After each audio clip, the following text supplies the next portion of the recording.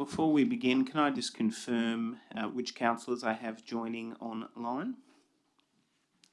I have Councillor Pandolfini, Deputy Mayor, and Councillor Chappell, as well as, I believe, two individuals who are joining via audio-visual link. And can I just confirm for sound purposes that we're getting a lot of interference? Sorry, Mark.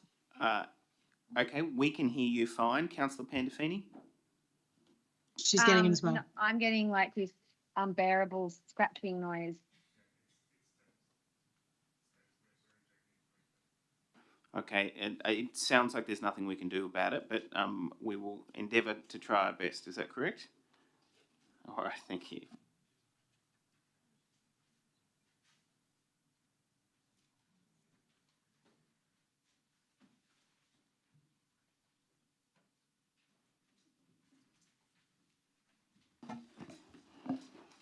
Good evening, councillors. I hereby open the ordinary Randwick Council meeting on the 23rd of May at 7:09 p.m. To read the acknowledgement, I have Councillor McCafferty. I would like to acknowledge that we are meeting on the land of the Bidjigal and the Gadigal people who occupied the Sydney coast, being the traditional owners. On behalf of Randwick City Council, I acknowledge and pay my respect to the elders past and present and to Aboriginal people in attendance today. Thank you. Councillor D'Souza to read the prayer. Almighty God, we humbly beseech you to bestow your blessings upon this council and to direct and prosper our deliberations to the advancement of your glory and the true welfare of the people of the city of Randwick and Australia. Amen. Thank you, councillors. Before you take a seat, I would like to acknowledge, and we'll discuss later on, the tragic incident that occurred at Little Bay on the 23rd of April, where a young gentleman was swept into the rocks and very tragically passed after being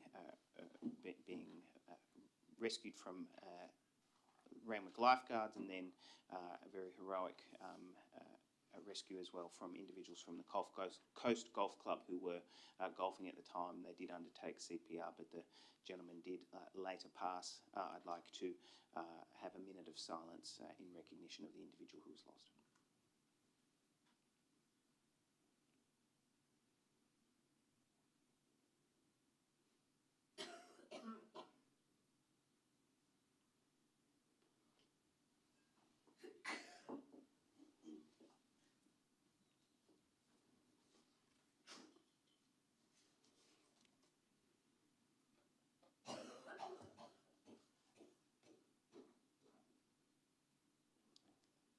Thank you, councillors. Please be seated. Before we formally begin and move to apologies and granting of leaves of absence, I have a few acknowledgements of individuals. The first is to my right. We have the presence of the Acting Director for Corporate Services, Helen Cram. Congratulations on acting in the role, and welcome to what I can only describe as the hot seat. For those as well, recognising that we are in the presence of a former Mayor of Randwick City Council, former Councillor Dominic Sullivan, as well as we are in the presence of a former Mayor of South Sydney Council, Vic Smith. My apologies. I was talking to Vic Sims the other day. Vic Smith. Thank you, councillors. We now move to apologies and granting of leaves of absence. I have not received any apologies. However, I do have two applications to join via audio-visual link from Councillors Chappell and Pandolfini. Can I please have a motion to accept the request to join via audio-visual link? Moved Councillor D'Souza, seconded by Councillor Veach. All those in favour? Aye. All those against? I declare that carried. Anyway, can I please have somebody move the confirmation of the minutes for the ordinary council meeting on the 18th of April 2023? Moved Councillor Rosenfeld, seconded Councillor Burst. All those in favour? Aye. All those against? Declare that carried. Okay, thank you, councillors. We now move to declarations of pecuniary and non-pecuniary interests. Councillors, I will go around the horseshoe. However, my reminder to all of you is if at any point during the evening or the debate the need comes to you where you feel that you should declare something, please interrupt the flow of proceedings and I will take that declaration to allow you to manage it accordingly. Beginning with Councillor Hamilton. No. Councillor Pandolfini. No. Okay, thank you. Councillor Nielsen. It's a non-significant non-pecuniary declaration regarding CP 1023, Randwick Junction planning proposal. Directors of the board of the Randwick Club are known to me through their separate individual involvement in the Australian Labor Party. I'm currently a member of the club. I do not participate in the management, administration or any other activities of the Randwick Club to any extent which would give rise to the perception of a particularly strong affiliation. I have not received a reportable or non-reportable donation within the last 4 years. Thank you. Councillor Veitch. No. Councillor Hay. I just, apologies for not sending this in. I'd like to say that the third speaker, Mr. Anthony Boskowitz, is known to me personally, but I'll be, it's not his property, so he's not personally affected, so I will be voting in the matter. Thank you. Councillor Luxford. I have two declarations. Mine is similar to Councillor Nielsen's. I am not a member of Club Randwick, but I am a member of the Labor Party, and people, the board is known to me, so non-significant, non-pecuniary. For mayoral minute MM 1523, I have a non-significant, non-pecuniary declaration, as I am an unpaid contributor to the exhibition, and while I do not believe there is a conflict, to avoid perception, I will not be participating in the vote. Thank you. Councillor Chappell, any declarations? No. Okay. Councillor Rosenfeld? No. Councillor Olive? Councillor McCafferty? Councillor Wilson?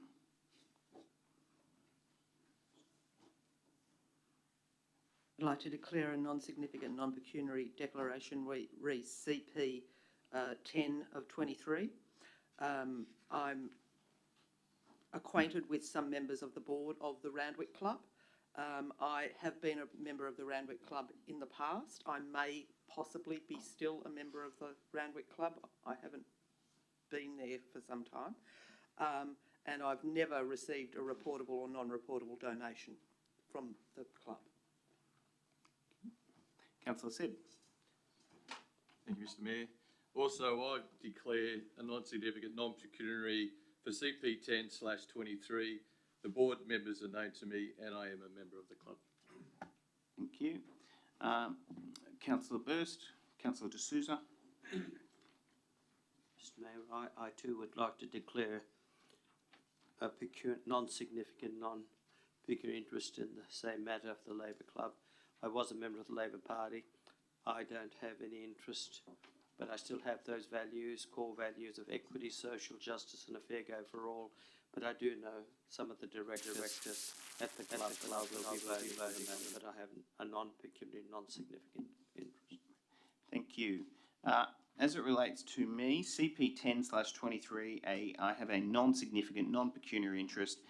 Directors of the board of the Randwick Club are known to me through their separate individual involvement in the Australian Labor Party. I do not believe that I am currently a member of the club. I'm not aware of any membership. I do not participate in the management, administration, or any other activities of the Randwick Club to any extent which would give rise to the perception of a particularly strong affiliation. I have not, to the best of my knowledge, received a reportable or non-reportable donation in the last 4 years. I will be participating in the matter. I have another declaration as it relates to CS 14/23, Malabar Ocean Pool Amenities Concept Design. A personal friend of mine is a former employee of Sam Crawford Architects. As he is no longer an employee of Sam Crawford Architects, I will be participating in the matter. It is a non-significant, non-pecuniary interest. Thank you. There being no further declarations of pecuniary interest, we now move to addresses of the council by members of the public.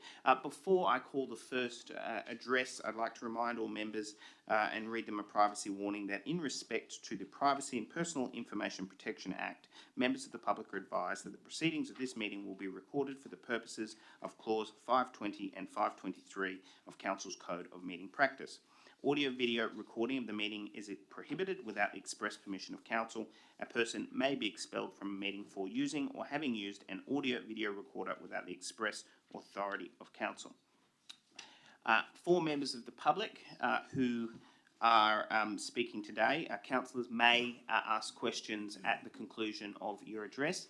You are under no obligation to answer them if you do not wish to. The first speaker in relation to this evening is CP9/23 Randwick Comprehensive Planning Proposal, speaking for Mr. George Sassine.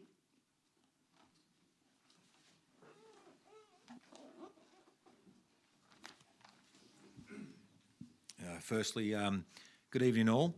I'd like to state that I am a local Randwick resident, owner and also a concerned citizen. I'm also the Executive General Manager for Investments and Group Property for the CIMIC Group, and I've been in the construction industry for over 35 years. We strongly support the independent report commissioned by Council Strategic Planners, which clearly recommends 3% and 5% maximums be allocated towards affordable housing in the proposed HIA areas. These affordable housing percentages have also been recommended in the latest LEP recommendation from the Department of Planning. We strongly object to Council's previous recommendations that the affordable housing contributions increase to 10% for the following reasons.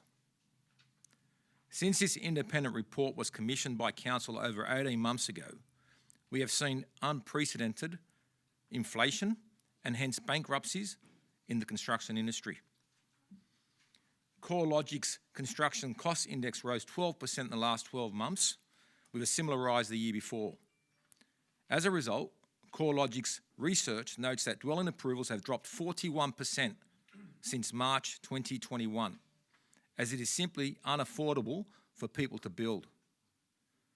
Additionally, as of March this year, the Australian Securities and Investment Commission's data showed a staggering 1,236 companies in the construction sector have gone into liquidation, receivership, or administration so far in 2022 and 2023, primarily as a result of inflation.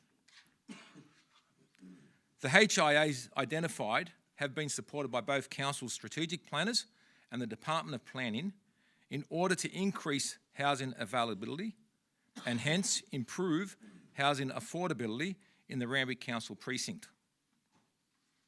Any increase in affordable housing contributions above 3% and 5% will ensure developments in these HIAs will never, ever proceed, which is the exact opposite result that Council and the Department of Planning are trying to achieve.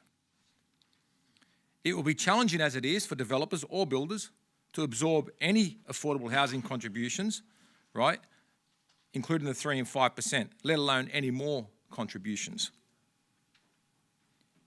We have a housing shortage crisis like never before. We need more housing. We all need to do our bit to help provide more housing and to ensure it is feasible to construct more housing. As such, we strongly urge Council to support the proposed 3% and 5% maximum allocations for affordable housing in the proposed HIA areas, which will lead to more housing affordability and hence which lead to more housing availability and hence more housing affordability in the Randwick precinct. Thank you for your time. Thank you. Are there any questions from councillors? Councillor Olive. Yes, thanks very much for coming, Mr. Sassine. We spoke earlier in the day. And thank you for your time earlier. No worries. Yeah, the time that you indicate, sort of in the middle of 2021, 18 months ago, wasn't that a period of extraordinary growth in housing values? And so that was the top of the peak.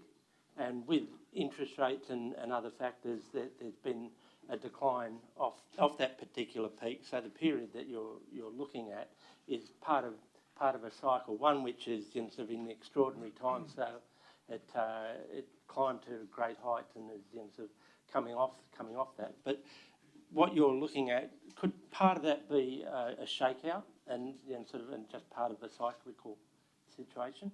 Sorry. No, look, what I'm actually talking about is constructability and affordability. And construction costs have risen so quickly, right, that it is no longer feasible for developers or builders to get involved in this sector. As a matter of fact, the ones that are going broke. So it's got nothing to do with the end value, because what we're seeing is the cost of producing these items has gone up so dramatically that the gap is just closed to a point where it's almost not feasible to construct. It still is feasible. However, if we add another 10% affordable housing levy on top, it will definitely not be feasible. So I'm just telling you, after 35 years of experience, I've never seen so much stress in the construction industry, right? Because we're taxed at every level, whether it's GST, land tax, stamp duty, rates. There are so many taxes that everybody has to contend with. And now to throw it, I totally agree we need more affordable housing, by the way. I agree with affordable housing. I just think it needs to be measured. 3 to 5% of affordable housing, I think, is measured and I think is supportable. There is no way you can support 10% additional affordable housing on top and then still expect people to build. It just won't happen, right? And we'll end up with a further crisis. We'll have fewer homes, right? And not just fewer homes for the affordable housing, but fewer homes for the community. And right now, we do need affordable housing, but we also need more housing for the entire community. And we need to get this going quickly, because at the moment, politics has stopped a lot of this going forward. And I'm here today because I'm frustrated. I'm so frustrated that this has taken so long to get through the system. I think council staff has done a fantastic job with what they've done so far. Right, the planning department, the strategic department have been fantastic, but I've seen unnecessary hold-ups along the way because I think people are misinformed. And I was just trying to shed some light to the broader group so that we have more knowledge to make the right decisions. Thank you. Are there any... Councillor De Souza. Thanks, Mr. Mayor. So, George, I have two questions for you. First is, a lot of people in your industry or a lot of businesses have gone broke in the construction industry. Is that because of costs? Absolutely. Actually, the 1,236 companies, right, have gone broke in 2022 and 2023. A lot of it is as a result of inflation and costs. And to throw more costs on us again just makes it even worse. So I'm just trying to... That was part one of my question, Mr. Mayor. And the second part, I was in business, as you may know, in Matraville for 40-odd years as the chemist. And often with costs and that, eventually, when it becomes unmanageable, we would pass it on to the customer. So this 10% levy, which the council's sort of introducing, which I won't say how I'm going to vote on, but in saying that, eventually, that would be passed on to the customer, and what we now call affordable housing would be unaffordable because that 10% would be added to the price. Isn't that how business works? Could not agree more, Councillor. The more costs that developers or builders face along the way, the more the end product costs. And as a result, it becomes less affordable. Could not agree more. And that's why I'm trying to enlighten everybody with my knowledge, right, and what I know in the industry, right? So thank you for your questions. They're very relevant. Thank you. There being no further questions, thank you very much, Mr. Sassine. Okay, thank you. Thank you. Speaking against the comprehensive planning proposal, the first speaker is Mr. James Phillips of Weir Phillips Heritage and Planning, representing Mr. Joseph Hayek. Mr. Mayor, councillors, thank you for the opportunity to speak on behalf of the Hayeks. I'm very concerned with the process that's occurring here with regard to the listing of 21 Baden Street, Coogee. We initially wrote a report which concurred with Council's report provided to them by City Plan Heritage that this building shouldn't be listed. It doesn't meet the criteria for listing. And as such, shouldn't go forward as being listed. Subsequently, Council have commissioned a further report which does suggest that it should be listed. And I find this is very disconcerting in that this report is wrong factually on the 3 criteria that it proposes that should be used for listing. The first one is on its contribution to the history of Randwick, and it talks about being part of the urban development of Randwick. This building is part of the urban development of Randwick, just as every other building in Randwick is part of the urban development of Randwick. It holds no special characteristics outlining how Randwick might have developed. Secondly, there's an associative significance that the report by Hector Abrahams talks about with a fellow called Joynton Smith, who lived nearby but never owned this property, but somehow his name is gets involved in this particular site. And that association is now so far past and distant that it's not really, again, relevant to this property, nor does it form a reasonable and sensible reason for listing the building. The third's aesthetic significance, and the report talks about this building representing an early 20th century block of apartment buildings. My practice has been involved intensely in interwar and pre-war, pre-First World War residential flat buildings in Sydney. This building was built first as a house and then rather poorly converted to a block of flats later. All of this means that 2 people could perhaps argue yes or no, but you've got 2 reports from myself and City Plan Heritage, which are, again, is a highly reputable firm suggesting that this is not a good idea. But my background is architecture, and this building goes to another part of the Environmental and Planning Act, which talks about the orderly development of land. And in this case, a building that was very poorly designed and is now, at the end of its life, is looking at being listed for very spurious reasons. It's not thermally efficient. It takes no cognizance of orientation. And in fact, its orientation has been seriously destroyed by the fact that there's a very large residential flat building built directly beside it, blocking sunlight and aspect to it. We don't want to create heritage items that then sit in the shade for the rest of their lives and are not viable as buildings. Heritage items need to be in a situation where they can breathe and live and add to the community benefit. This building is not doing that. It's never done that. And commissioning further and further reports to try and get someone to say that it is the wrong way about going about getting heritage as an important part of our life and our society. I commend to you that you don't. Oh, you've done. I was going to grant you an extra minute. Oh, I'm going to wind up now. Are there any questions to speak? Yes, Councillor Said. Thank you, Mr. Mayor. Just 2 quick questions. I've noticed in the report that there was no internals done by Hector Abrahams, and in your opinion, would that mean you can't do a very good assessment of what the inside looks like unless you go inside it? Well, I think the term drive-by shooting with heritage was evolved because of that's what continues to happen. The interiors are of no distinction whatsoever and not in very good condition. They provide extremely poor amenity to any residents. There are no balconies, the orientation's wrong.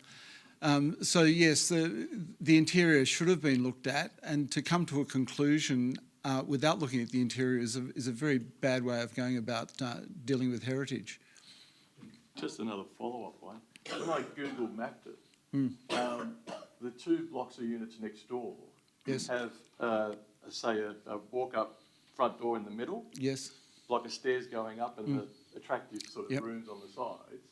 This doesn't have that, so that means it wouldn't be in the same boat or class as the heritage units that they're talking about in the report. No, it's not, because it was built as a house, and so to get to the into the units, you walk along a narrow, wet side passage to a central door that takes you into the apartment building, which is not the traditional design where you.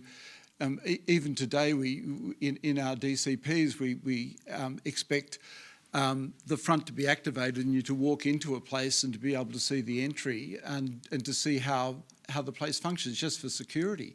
So this doesn't exist in this building. I just realised it because, again, I was just reading the peer review. So in your opinion, you've said it's not heritage. Yes. So is City Plan. Yet in the peer review, Hector Abrahams has said he's based his judgment on your report and City Plans, and they both said no. So, in your opinion, how could that happen amongst your heritage? Look, I can't speak for Mr. Abrahams, but I think he is taking a great risk in ascribing heritage significance to this building when he hasn't been inside the building. And I think as the letter that was written by my senior colleague Alice Fuller and submitted to Council, there's quite a number of errors in fact in that report. So I can't speak for how that occurred, but there are errors in fact. Okay, thank you. Are there, Councillor Burst? Hello, James. Just one question I've got is it a four unit dwelling, is it? There are 4 units, yes. It is 4 units. Yes. Oh, sorry, it's 8, is it? I beg your pardon, 8, yeah. Oh, so it's not 4. No, so I think that's another error. Yep. Thank you. Are there Sorry. any further? Sorry, Can I just ask a question? Councillor Chappell with a question. Thank you, Mr. Mayor. Sorry, and I probably just missed this with the audio at the beginning of your presentation, Mr. Phillips, but you mentioned you were here representing the family. Is this the family that currently owns the dwelling? And if so, could you explain that relationship? Well, the Hayeks own the building, and I'm here on their behalf. That's the relationship. And so can I ask then, I assume this is in the context of a current plan to develop this site. Is that right? I believe so, yes. Okay, thank you. Thank you. Are there any further questions? There being no further questions, thank you very much, Mr. Phillips. The second speaker on the matter is Mr. Anthony Boscovitz, representing Mr. Hayek. Thank you, Mr. Mayor, councillors. In response, my name's Anthony Boscovitz. I'm the solicitor for the Hayeks, who are the owners of the building. For the benefit of Councillor Chappell, the building is owned by the Hayeks. The assessment as to the heritage, including the extent report, city plan report, were done prior to any development application being lodged. The development application has been lodged recently, so this is not on the basis of any type of development that is proposed on the site, but rather a heritage assessment or consideration as part of the comprehensive Randwick LEP process. Furthermore, in respect to those matters raised by Councillor Said, this is a process that has been undertaken by 4 heritage experts, 2 of which supported the listing and 2 of which did not support the listing. The 2 which did support the listing never attended on site. They might have driven past the site, but in the extent, the photographs provided by them in their reports and as provided by me on the 22nd of June 2022 in a letter addressed to Council, shows that the photos that they used were actually from real estate photos from the internet. Never did they attend at the site, never did they drive past the site, never did they go inside the site, never did they give a reasonable consideration of the site. weight should be given to the Weir-Phillips report, and weight should be given to your own experts report, City Plan Services, whom you engage on a regular basis to conduct these types of considerations, and which you engaged to conduct a consideration of all of the 57 properties that were a subject of the comprehensive Randwick LEP. Don't give way to the others. Your job as councillors are provided for by the Local Government Act. Section 232 of that Act provides that you take your role as councillor seriously and you provide yourself with the expertise and the qualification that you need to make a decision. Unless any of you are experts in heritage, you should be accepting the information, the expertise and the advice provided to you by those reports which are informed by internal and external assessments, not those that are drive-bys, as my friend, as Mr. Phillips has said, or assessments over the internet. Those are not prepared for the purpose of those professional assessments that you would consider would be adequate for your purpose in dealing with your responsibilities under Section 232 of the Act. With respect to how this has gone down, I am trying to inform myself by way of GIPA, but I'm not sure how Hector Abrahams has been engaged in this process, or whether he was the first expert that you sought to engage after you received a letter from the department in mid-May 2023. I suspect that there are other heritage experts that you sought to engage and who didn't support the application to heritage list this property, and you've either negated, ignored, or not sought their advice further. And I will get to the bottom of that by way of a GIPA. Yes.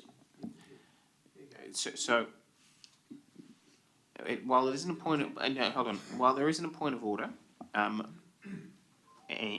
members of the public aren't bound by council's code of conduct or meeting practice, what I would suggest is both of all councillors and members of the public at best to keep their comments as it relates to the particular matter on the paper, and rather than potential interpretations as to around that, because it does fly very close.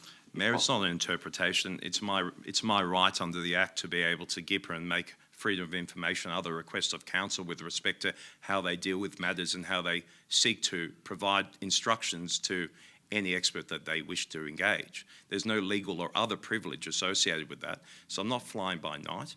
You're purportedly seeking, to administer your role as councillors and as a council in the way you see fit. And I, under the Act, am able to take that, to take the steps to investigate. Lastly, and I seek a bit of extra time because we lost some time with respect to that point of order. I'm happy to grant a brief extension. I do note your non-compliance with your own community engagement plan. Community engagement plan is prepared pursuant to 402A of the Local Government Act and Part 2, Division 6 of the EPNA Act. You have your community participation plan, your community engagement plan, as Randwick calls it, and it stipulates that there's a requirement for a minimum of 28 days notification with respect to planning proposals. For low impact planning proposals, I'll give the benefit of the doubt to the council that this is a low impact planning proposal. On that basis, the notification that we have received, which was not more than 5 business days to assess this report and make submissions, is inadequate and quite frankly is unlawful. Just because this is an ongoing planning proposal does not mean that it doesn't require that relevant consideration, that relevant community participation by way of re-notification of the plan, especially when the extent of the information provided to you is so substantially different from those experts previously. So I would say that at the very least, this must be re-notified, or there's a real point of claim that our client will seek to administer through the courts. Thank you very much, Mr. Boskovitz. Are there any questions of the Speaker? There being no questions, thank you very much. Okay, we now move to CP 10/23, Randwick Junction Planning Proposal. Speaking in favour of the proposal is Mr. Michael Woodland from Keelan Consulting, representing the Randwick Club.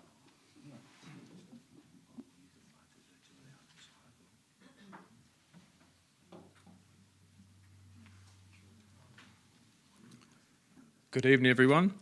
My name's Michael Woodland. I'm the Director of Keyland Consulting, and I'm here on behalf of the Randwick Club. I'm only one person here, but I'm part of a broader team of professionals, including the award-winning architects Alan, Jack and Codia, who have been assisting the club on their master plans for their site.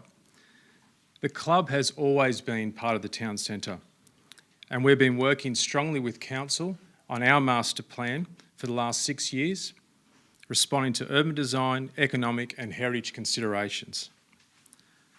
We'd like to thank Council's planning staff for their ongoing consultation on the draft town centre strategy so the club can realise its potential as being one of 3 opportunity sites, now known as a strategic site. We fully support the recommendations in the council report to endorse the draft PP and indeed the strategy.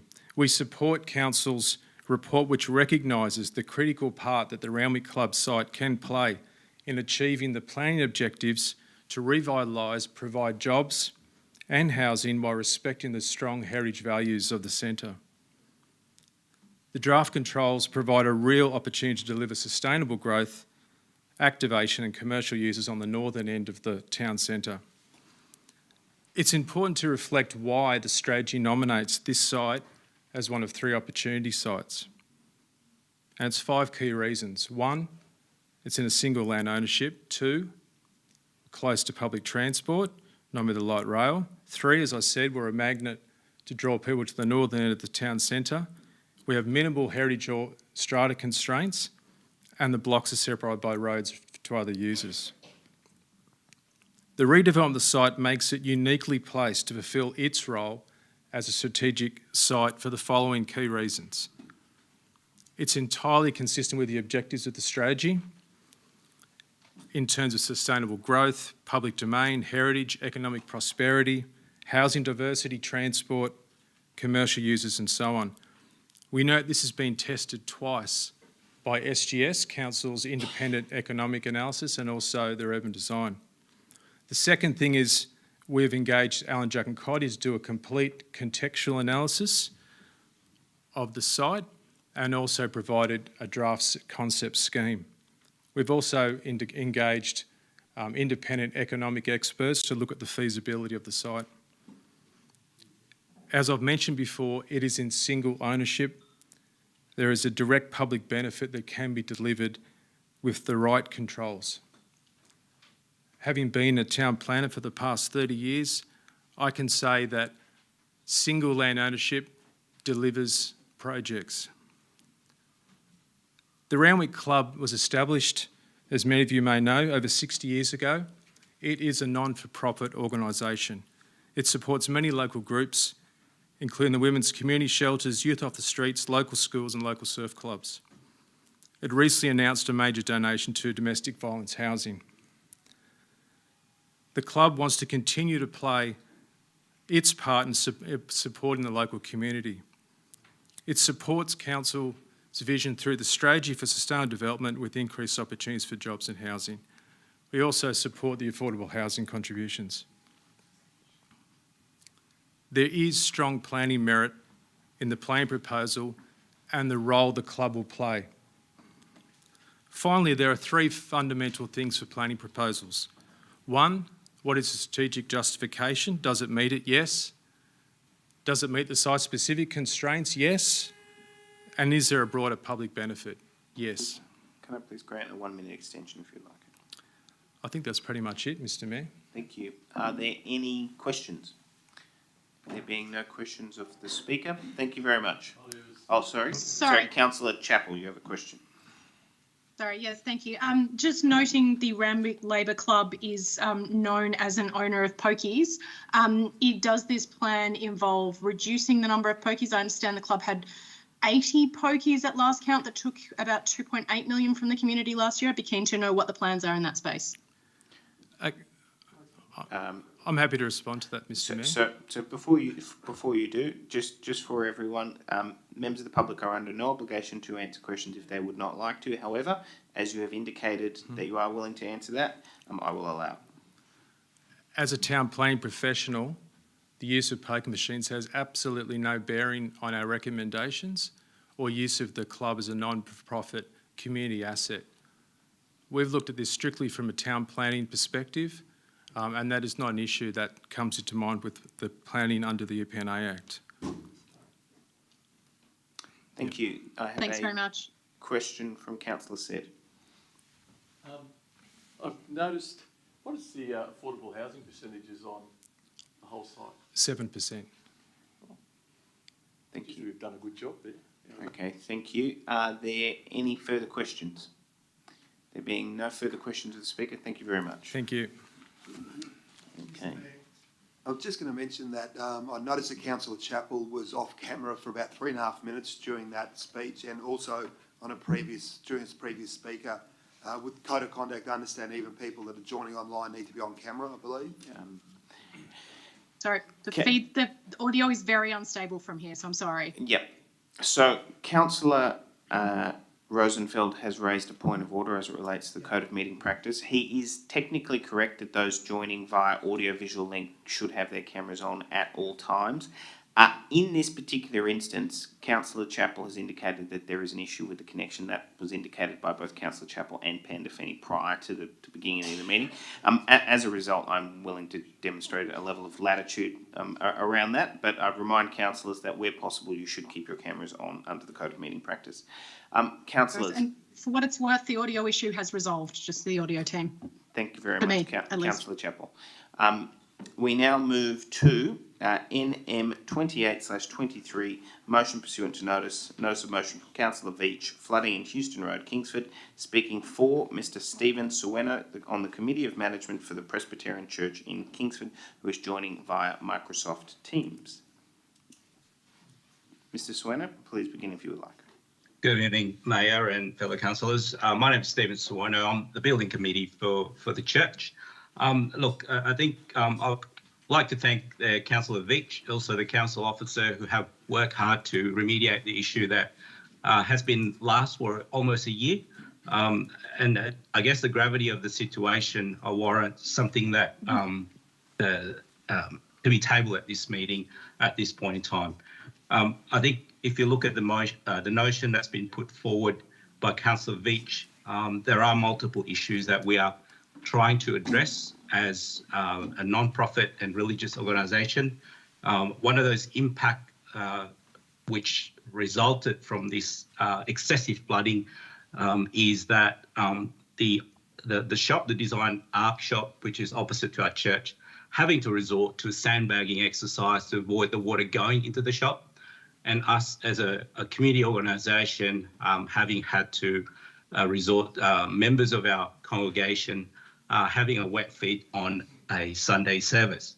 And I think it's worth mentioning that there are instances where general public having to trespass into our property just to get into the other side of the Euston Road. And that has been noted to us and a safety risk to our members of the public. And I'll put it back to the floor. Thank you. Are there any questions of the Speaker? There being no questions of the Speaker, thank you very much, Mr. Sueno. We now move to NM 29/23, motion pursuant to notice of motion from Councillor Olive to request for the Commonwealth to extend the Randwick Environment Park. Speaking in favour is Master Shang, Chairman of the Jubilee Committee for the Chinese Association in Haymarket. Master Shang.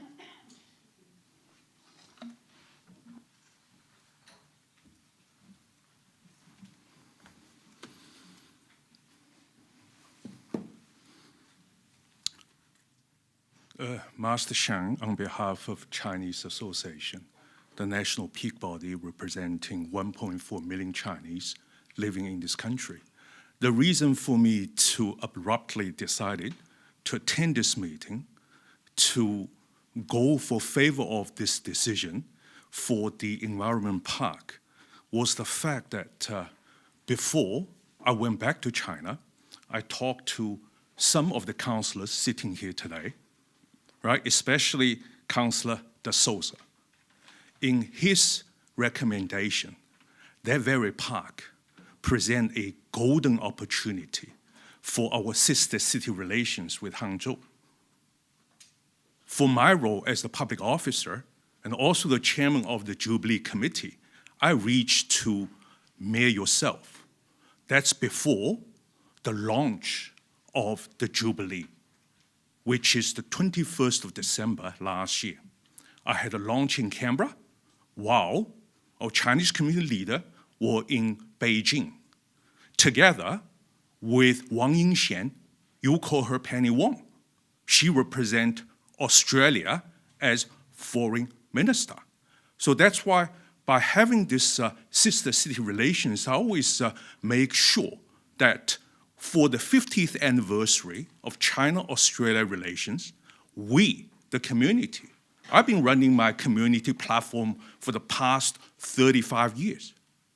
That's why from my Chinese Students Association platform, right here in this city, University of New South Wales, right across, for the past 35 years, we've been running the Chinese Student Association by 888, we call it the Beijing Olympic celebration. On the 8th of August 2008, we formed the Chinese Association National Platform. That is the very reason, by approaching you, the council, I want to propose a very simple request that if you want to keep this bilateral relationship, it was honored and entered into what we called the Australian Foreign Arrangement Scheme. On the 10th of October, 2010. This is a relationship we, the Chinese community, intend to continue. But unfortunately, with the past 5 years, we see a large decline of my people living in your city.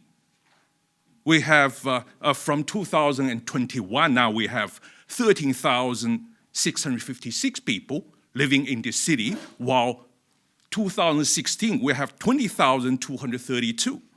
That's a sharp decline of 1/3. Over 6,576 people, or my people, decided to leave your city. Why? That's the question, why? And now I am coming to your meeting.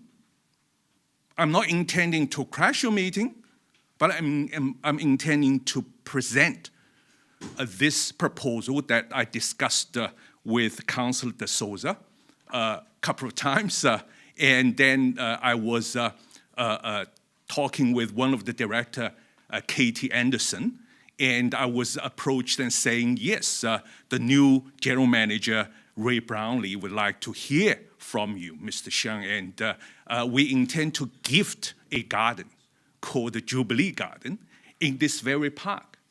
So that's why I say, why not? Keep this dialogue going, and we're not going anywhere, right? Our population is dropping, but we will still pre-select a council candidate to run for the next election on the 21st of September next year. So that's the proposal that I am for this very motion. Thank you very much, Master Shang. Deb. Councillor Rosenfeld. Yeah, Master Sheng, thanks for coming in. You were saying there's a decline in the Chinese population in the Randwick LGA. Isn't that purely because of the border closures during COVID with Chinese students, and that's now starting to recover? Because I believe when I was having a look at the census, that was the main reasoning for that.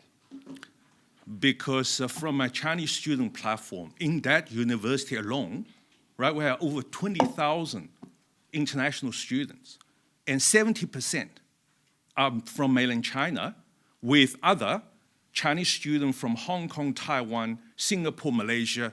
We are 80% of the entire international population. So that's why when I'm referring to the figure, I'm referring to the resident, not international student. International student alone in the city, we have over 15,000. Just starting here, we have the Chinese Student Association up and running from the 80s. So that's why I want to make sure that with this direct dialogue with all the councillors, now you know who I am, and my PA, Mr. Pan, going to send you, all councillors, an email explaining what happened for the past 6 months, we're trying to get through to you, especially the mayor, right? And it was blatantly rejected, saying you're too busy to attend the Jubilee event. But that's for another day for discussion. But my role here as the chairman of the Jubilee Committee, I want to extend this welcome for your city resident to partake in this very Jubilee celebration and the largest event ever in the history of this country for the Chinese community. I was in Olympic Park this afternoon. The Indian Prime Minister was here, right, tonight, having this big event. And our Jubilee event is on the 13th of January next year. So that's the reason I want to make sure. I believe Shang has answered my question. Okay, thank you very much. There being no more questions of the Speaker, thank you very much, Mr. Shang. Thank you. Councillors, it has just been drawn to my attention that one of the requests from members of the public as it relates to CP 13/23 council submission for the draft planning proposal, draft DCP, as it relates to the Sutton site was missed in terms of going down. There is an individual in the gallery, Ms. James Griswold. Was there an intention to speak? Before you do, can I please have a procedural motion to allow an additional speaker as it relates to public matter? Moved Councillor D'Souza, seconded by Councillor Veitch. All those in favour? All those against? Declare that carried. Ms. No, Councillor Veitch put her hand up. Yes. Just as we do that, in relation to that, I'd just like to make a non-significant, non-pecuniary interest that the Speaker is known to me via my dealings with the City of Randwick. Thank you. It's a non-significant, non-pecuniary interest. Ms. Griswold. Thank you. Hello, good evening, everyone, and thank you very much for letting me speak. I'm going to make this quite short and sweet. I'm a resident of Virginia Street, Kensington, and I want to thank very much the council staff, councillors, the planning department for your support in terms of the Randwick City Council draft submission that is being submitted to the City of Sydney regarding this Meriton development. I really want to applaud you. I actually really feel so, it's amazing really, that report, one of our team members said it was a quantitative and qualitative understanding of what we're trying to, what we've been talking about with this Meriton development. So the idea of a 4.45 hectare site sitting within the border of the City of Sydney, but right next door to Randwick City Council, 814 dwellings, 860 car parks, approximately 2,000 residents, yet no communication from the City of Sydney to Randwick in the lead up, in the pretty much year that Meriton and City of Sydney were working on this planning proposal. There are enormous issues to do with this, but it's really about the cumulative effect of densification with lack of infrastructure to support it. It's an interesting case study because this Meriton site sits on this border. The impacts to the Randwick Council are huge, and it's amazing that, you know, the Bitsios traffic report identifies the issues with traffic, the issues with public transport. Lenthal Street, it's not just Lenthal Street and Todman Avenue. We've got traffic that's smashing Anzac Parade, going down to Doncaster Avenue that takes you through to Centennial Park.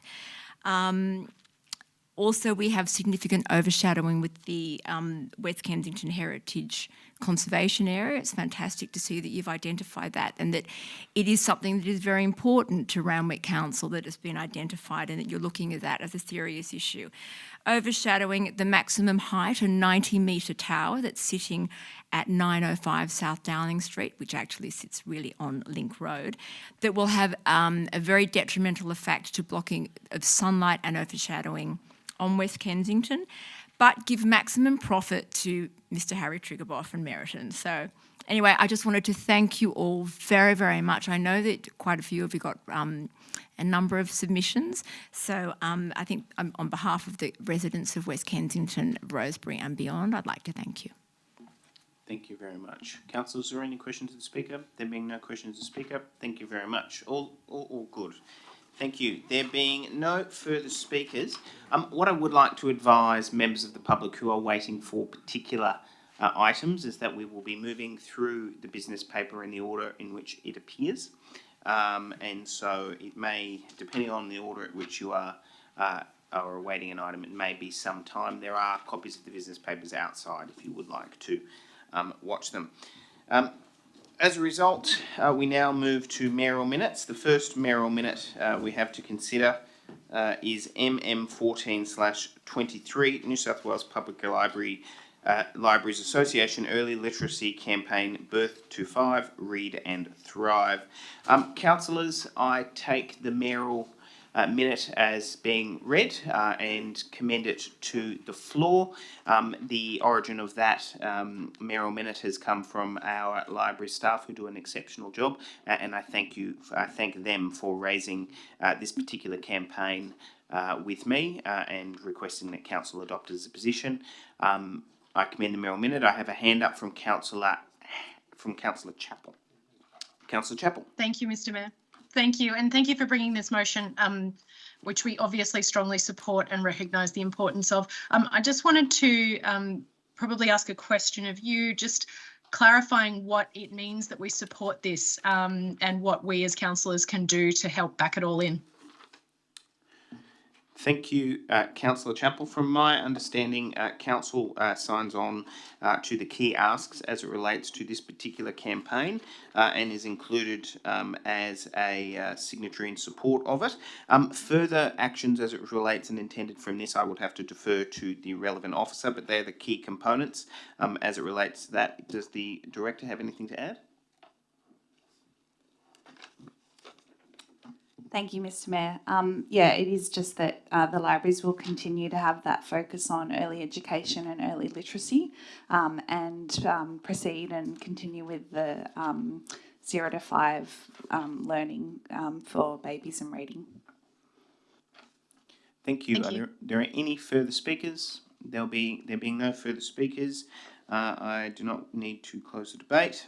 Therefore, I'll put it. All those in favour? All those against? Declare that carried. Thank you.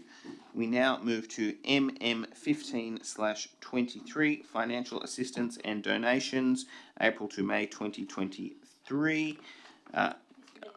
Yep, I'd just like it reported that recorded in the minutes that Councillor Luxford has left the meeting in line with her previous declaration. Councillors, the mayoral minute is contained on the paper. I take it as being read. I commend the mayoral minute to the council. Are there any speakers? There is a hand up from Councillor Pandolfini. Councillor Pandolfini. Thanks, Mr. Mayor. I just wanted to raise the point that there is a councillor exhibiting in this exhibition, and it isn't clear as to why this is being raised in a mayoral minute and that it's not going through an independent process as per any exhibition or proposal of such like this would generally do. So, considering there is a councillor exhibiting as one of the group of maybe 8 people, and that's what's kind of listed on the advertisement for this exhibition and book launch. I would have thought that it would have been more appropriate to be an independent process rather than being a mayoral minute. Thank you. In relation to that, what I will do is throw to the General Manager in relation to his comments as to the availability of avenues for community donations and the range of opportunities available to community groups. Thank you, Mr. Mayor. Councillors, there's a number of ways that they can do that, and Councillor Pandolfini is right. There could be a council report that brings that back through different community grants. There's also another way that can be done, which is the mayoral minute, which the Mayor has chosen to do this time. I do note that the actual event is after this council meeting, so it is really up to the matter for the council laws, whether they wish to proceed with that or not. Thank you. There is a hand up from Councillor Pandolfini. I'm correct that you've concluded your remarks? No, I just wanted to add that, I thought that looking into the nature of the organisation as well, I didn't feel particularly comfortable with this not going through an independent process. So I would like to move that this is actually removed from the donation list and that it go through the independent process. There's no note here to suggest that there's an urgency for the book launch. And I think it would be more appropriate that it's independently assessed. Thank you. Is that a proposed amendment or that was a comment, Councillor Pandolfini? That was a proposed amendment. Okay, thank you. Do you have a seconder? Seconded by Councillor Veitch. Councillor Veitch is the seconder of the amendment. Thank you. Look, I concur with this. I saw this on the business papers and was just sort of curious as to what this was about.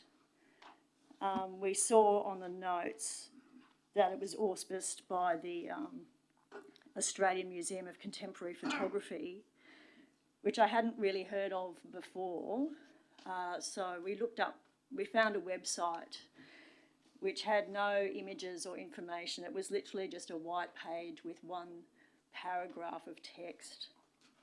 There were no artists, exhibitions referred to, no documentation, just a sort of vague statement.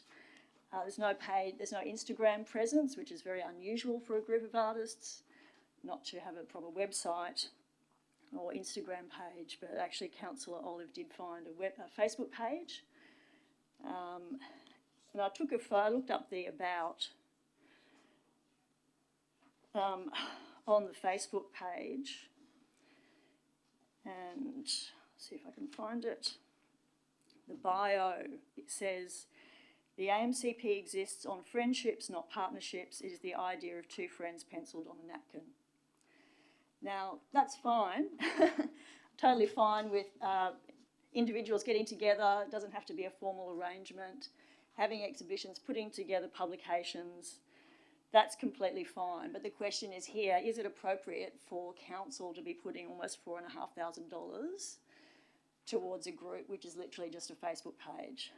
Not only that, and I have raised this with the Mayor prior to the meeting since the business papers came out, I actually don't think it's appropriate for a mayoral minute to be recommending funding towards a member of their own party.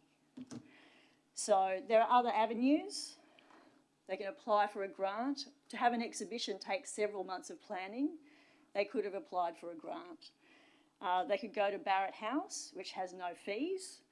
And we will be looking to have a one-year trial of free access to some of our spaces. They could literally just wait a couple of months when it will be open to all members of the community to apply, if that goes through, to have a waiver of fees. But that would be at a time when everyone else has the same opportunity.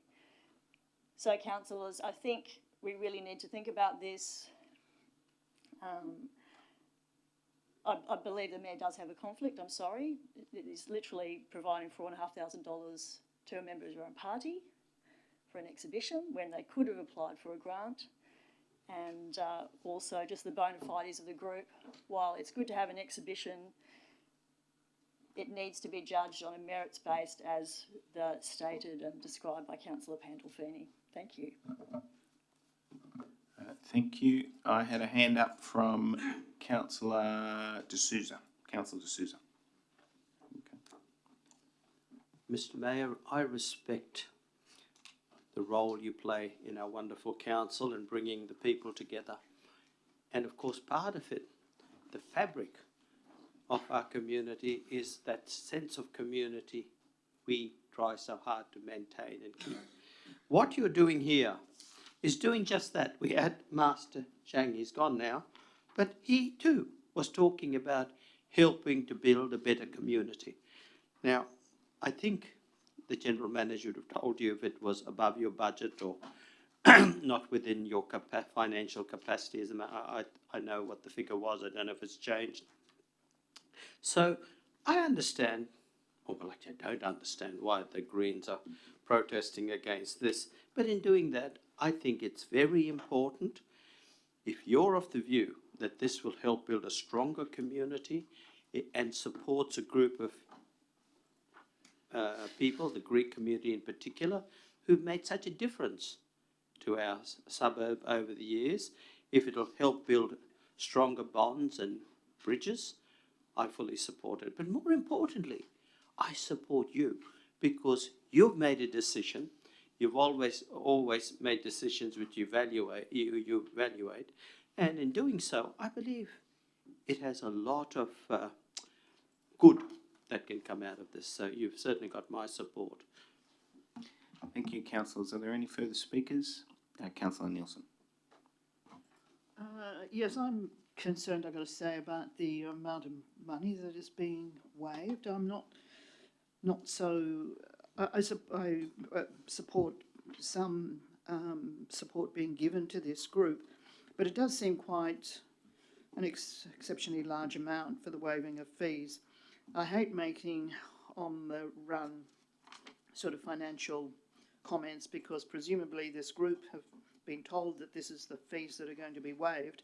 They're obviously, well, I shouldn't say obviously, but I assume they're not overly flush with funds. So for them to suddenly have to come up with more fees, more money would be very difficult. But I would just make the comment that I think this is a little bit too generous. I would have thought that waiving of, say, 2,000 would have been more appropriate. And so I think I'll just leave it at that. But yeah, I just feel that when you look at the description, worthy as the photographs might be and the effort might be and so on, it's too generous, Mr. Mayor. Thank you for that comment. Are there any other speakers on the amendment? On the amendment, Councillor Chappell.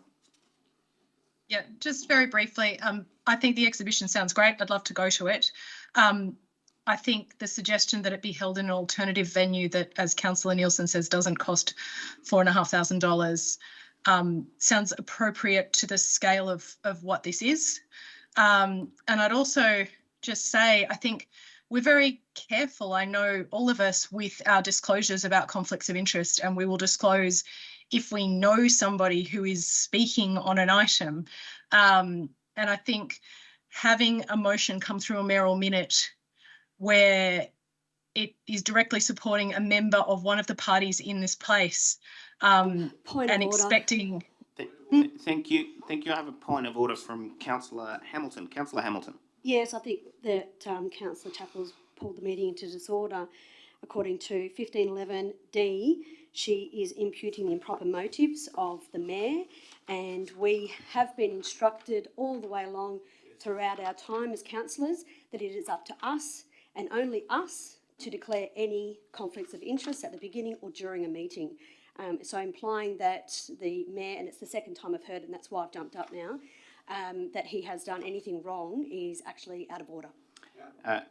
Thank you very much, Councillor Hamilton. As it relates to myself, I'm going to exercise some restraint and not rule on the matter. However, I do take I do take the comments from Councillor Hamilton. I will return to Councillor Chappell if she has anything further to add as it relates to the motion in front of her. Councillor Hamilton is completely correct, and apologies if I've expressed myself inelegantly. I was trying to assert the importance of a truly independent process, and to my mind, something like this would appropriately be decided by either the general manager or by one of the directors who have skills in this area and are able to make a decision based on a fully independent set of facts. I sit next to Councillor Luxford at council and feel conflicted by that. So I'm not going to recuse myself from this decision, but I'm just saying this is complicated and there are better processes we can go to make these decisions look better and fairer to our community. Thank you. Are there any further speakers on the amendment? There being no further speakers on the amendment, I will now put the amendment. All those in favour? Aye. All those against? Aye. I declare the amendment lost. Thank you. I now return back to the substantive motion. Are there any further speakers on the motion? There being no further speakers on the motion, I will now put it. All those in Sorry, favour? I Those did- against? Declare that carried. Thank you, councillors. We now move on to MM 16/23 Memorial Bench for the late Aboriginal elder Tim Ella. Look, thank you, councillors, for considering this mayoral minute. It relates to a memorial bench for the late Aboriginal elder Tim Ella. I know that Timmy was quite a significant figure within not only the La Perouse community, but also as one of the rather famous Ella brothers, and he was interested not just in his passions of fishing, and more specifically the hauling of mullet at La Perouse. He really was quite a significant figure amongst the La Perouse community in the broader Aboriginal community as well. He was often spotted at the Succo at Yarra Bay, spotting fish as early as 5 in the morning, and would join in at the group of men in that cultural fishing activity. Having joined the mullet run myself personally, I have observed the significance of that as a cultural activity for the local La Perouse Aboriginal community as well, and hearing of Timmy's ongoing role in that really is quite a significant and touching contribution. Not only that, Timmy was a director and cultural leader at Canoe Tours that operated in and around the local government area, teaching First Nations culture and connection to country, but more importantly than that, sharing and educating both Indigenous and non-Indigenous peoples about First Nations culture is a great contribution to the city of Randwick and the broader Australian community. So it is with those reasons that I commend this mayoral minute to the floor and would like to acknowledge his ongoing contribution to our community via a commemorative bench, including a plaque. I have a hand up from Councillor D'Souza, then Councillor Said, then Councillor Veach. Thank you, Mr. Mayor. Mr. Mayor, today we celebrate our Indigenous sports people at La Perouse Museum. We've got the Kellys, we've got Marciarella, we've got Auntie Marge, Timbri, the Vigoro team, etc. But you won't find, sadly, a picture of Tim Ella there. Tim, who I knew very well, was a remarkable young man with a zest for life. Unlike his other siblings, he was not a gifted sportsman, but a people person with lots of charm and entrepreneurial ability. He was involved in local government and Randwick City Council. He had his own business, Kakadu Tours, and loved sharing his culture with others. I was fortunate enough to be his pharmacist and spend many a special moment with him.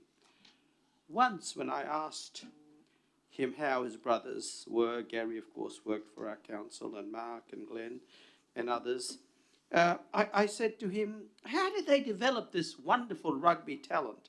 And he said, well, we used to play a game called Hot Potato. And I'm sure Toddy Reid knows all about that one, being a sportsman, but it's a game where you pass the football as fast as you can and don't get caught with the ball, because when you get caught with the ball, all 12 family members of the Ellas would jump on top of you. And most of the time, poor Timmy was always the youngest one, and he often got caught with the hot potato. Tim was a very intelligent man, and he was a deep thinker. Young, as I said, full of life. The last meeting I had with Tim, and I spoke to him, he said to me, Noel, to really understand a person, you need to understand their emotions, their insecurities, their distress, and most importantly, their hopes and dreams. Tim had many hopes and many dreams. There should be little doubt he lived a full life and a productive life. I commend you, Mr. Mayor, in dedicating this seat to Tim Ella, a good and decent man. And of course, he was an Ella. Thank you. Thank you very much, Councillor D'Souza. Councillor Said. Thank you, Mr. Mayor. I just simply want to say that Tim Eller and the part of Cadoo Tours is something that La Perouse has always deeply needed. And I had the pleasure of going there with former Mayor Lindsay Shuri. We went on one Saturday and we did the tour, and it was magnificent. And luckily my wife Kim was with me, and the point of this is that she then organised a school excursion with her class, and it was the best one she's ever done. So the kids loved it. There was all this, you know, you get plants and it turns into soap, and you can make tea and you can do this. And it was some things that these kids have always lived in this area all their lives, and including myself, who had no idea what you could find at La Perouse. So to me, the legacy of Tim Eller is not being part of the Eller family, which is fantastic, but it is because this Cadoo Tour has really opened up what La Perouse could mean to a lot of people, what the First Nations people appreciate from the land, and it told you how important the land is for people like myself. So hopefully Latoya can live on with the legacy. If not, hopefully there's someone else who can pick up the baton. But if they can do it half as well as he did, I'm sure there'll be a lot more people who understand what's going on down there. Thank you. Councillor Veach. Thank you. Yeah, look, it's very, very sad. And look, I hope it's... I just thought I should really raise the fact, you know, some of you may read in the paper about the recent contamination down at Wreck Bay and of the Aboriginal community there, which is significant and has really seemingly completely destroyed the environment of the Aboriginal Wreck Bay community, to which many people at La Perouse have strong connections to, familial and cultural connections. And yeah, I just wanted to raise at this point the how young he was, dying of cancer, and there are so many in our First Nations community who have had serious cancers. It's something I've been aware of for a long time. We would all know people, and I just wanted to note that because we know that PFAS is used at the airport. They do firefighting drills there using PFAS, and Botany Bay has been subject to serious chemical contamination for probably over 100 years. So it's very, very sad, and I think there have been some really devastating impacts on the La Perouse community over many, many years. Thank you, Councillor. Thank you. There being no further... No, my apologies. Councillor Burst. Tim will be sorely missed. I've known him for over 20 years. Every time I'd walk down around La Perouse, you'd see Tim doing a tour. You'd have a group of 8 or 10 people, and you could see them all intently listening to him. And every time you'd walk past, it was always a "G'day, Bill," or "G'day, bro," and with a big cheeky smile. But he got in there, and he was a teacher, he was an educator. He sort of gave a lot of knowledge to a lot of people, and would talk to everybody. There was no one was above or below him, and he was a really nice bloke, and you could have a good laugh with him. So he'll be sorely missed by the community and the hard work he's done. Thank you. There being no further speakers, just to close the debate, I'd like to thank all councillors for their contributions, commend the mayoral minute to the floor, but also recognising the work of Sharon Smith from our community development team in drawing this request from the family to my attention, as well as her ongoing and quite extensive engagement work with the community in that regard. So I'd like to thank her for bringing this request to my attention. So with that, I would like to commend the mayoral minute to the floor, and we'll now put it. All those in favour? Aye. All those against? Declare that carried. Am I correct in saying that was unanimous? Yes, it was. I declare that unanimous. Thank you. We now move to MM 17/23. As was mentioned at the beginning of this council meeting, I move that council Holds a minute of silence in the memory of the young gentleman who drowned after being swept off the rocks near Little Bay Beach, which has been undertaken. Acknowledge the rescue efforts of council lifeguards, the local community members, and as well as noting the current service level review being undergone by Randwick Council staff, including Little Bay Beach, which is being undertaken right now. Having been on patrol that particular day at Maroubra, I was in a unique position to actually witness the response from Randwick lifeguards on that particular very tragic day, and I have to say, on behalf of the organisation as a whole, I'm quite astounded at the level of professionalism and the speed at which Randwick Council lifeguards were able to respond, travelling from Maroubra Beach to Little Bay in a matter of minutes. Unfortunately, the individual was in a serious situation. I note that there were quite a significant heroics from members of the Coast Golf Club who actually scaled down the rocks on that day in the assistance of the gentleman who was in distress. So I can only describe their actions as that demonstrated by true watermen in responding to that, and as well the very unique situation of the bridal party as well, who were present at Little Bay, who assisted in the CPR efforts. Having watched the response from a range of agencies, I have to say, both from Randwick Lifeguards, New South Wales Ambulance, as well as the volunteers who, as members of the community, jumped to the aid of somebody in quite significant distress and a serious situation.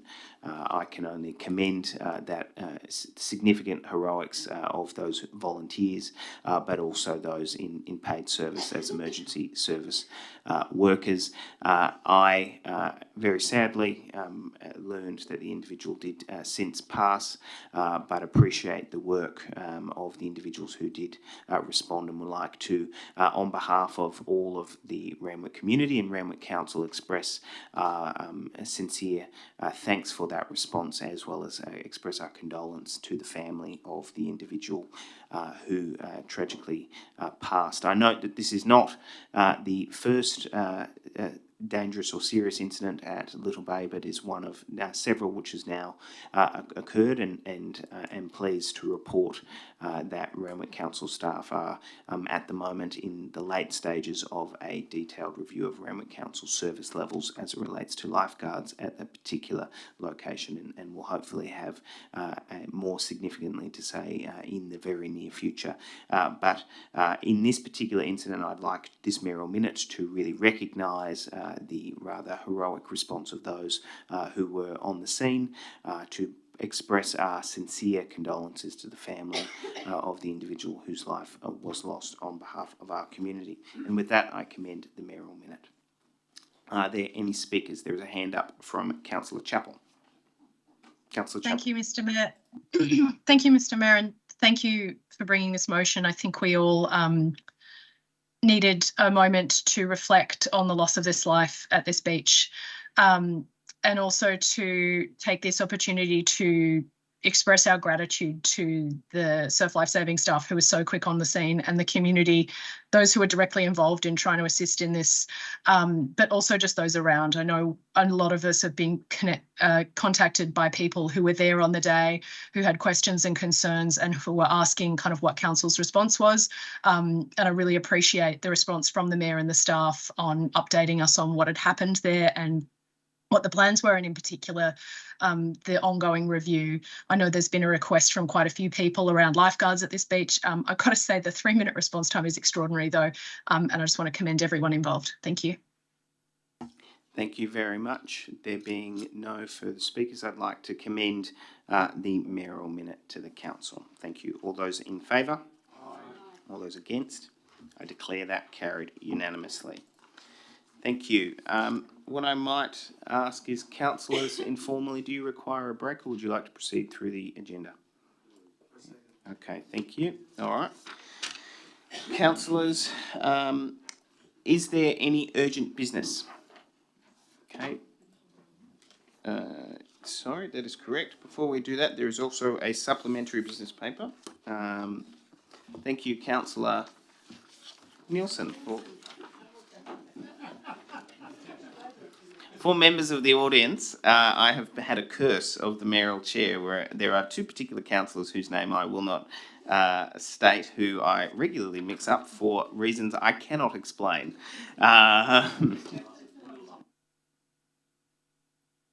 We now move to the supplementary business paper. There is an additional mayoral minute, MM 18/23, supporting the promotion of the Fred Hollows Humanity Awards. Councillors, I just note that this is a request that has come from the Fred Hollows Foundation.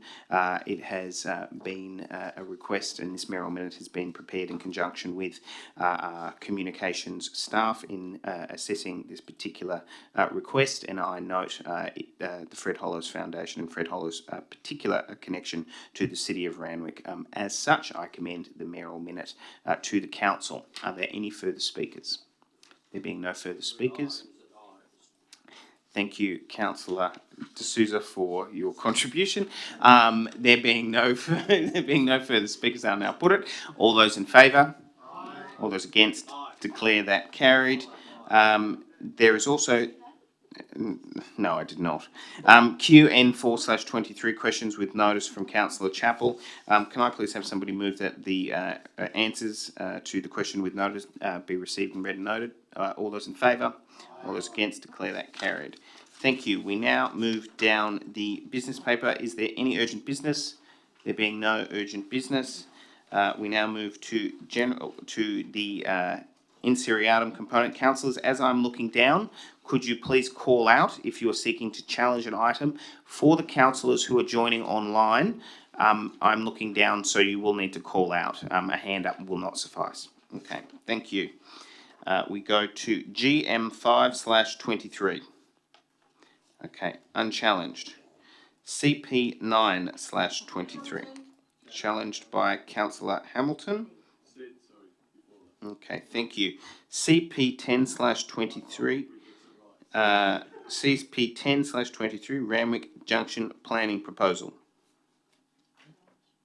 This challenged, actually, as a planning matter, it needs to be challenged, so that's fine. So that's challenged.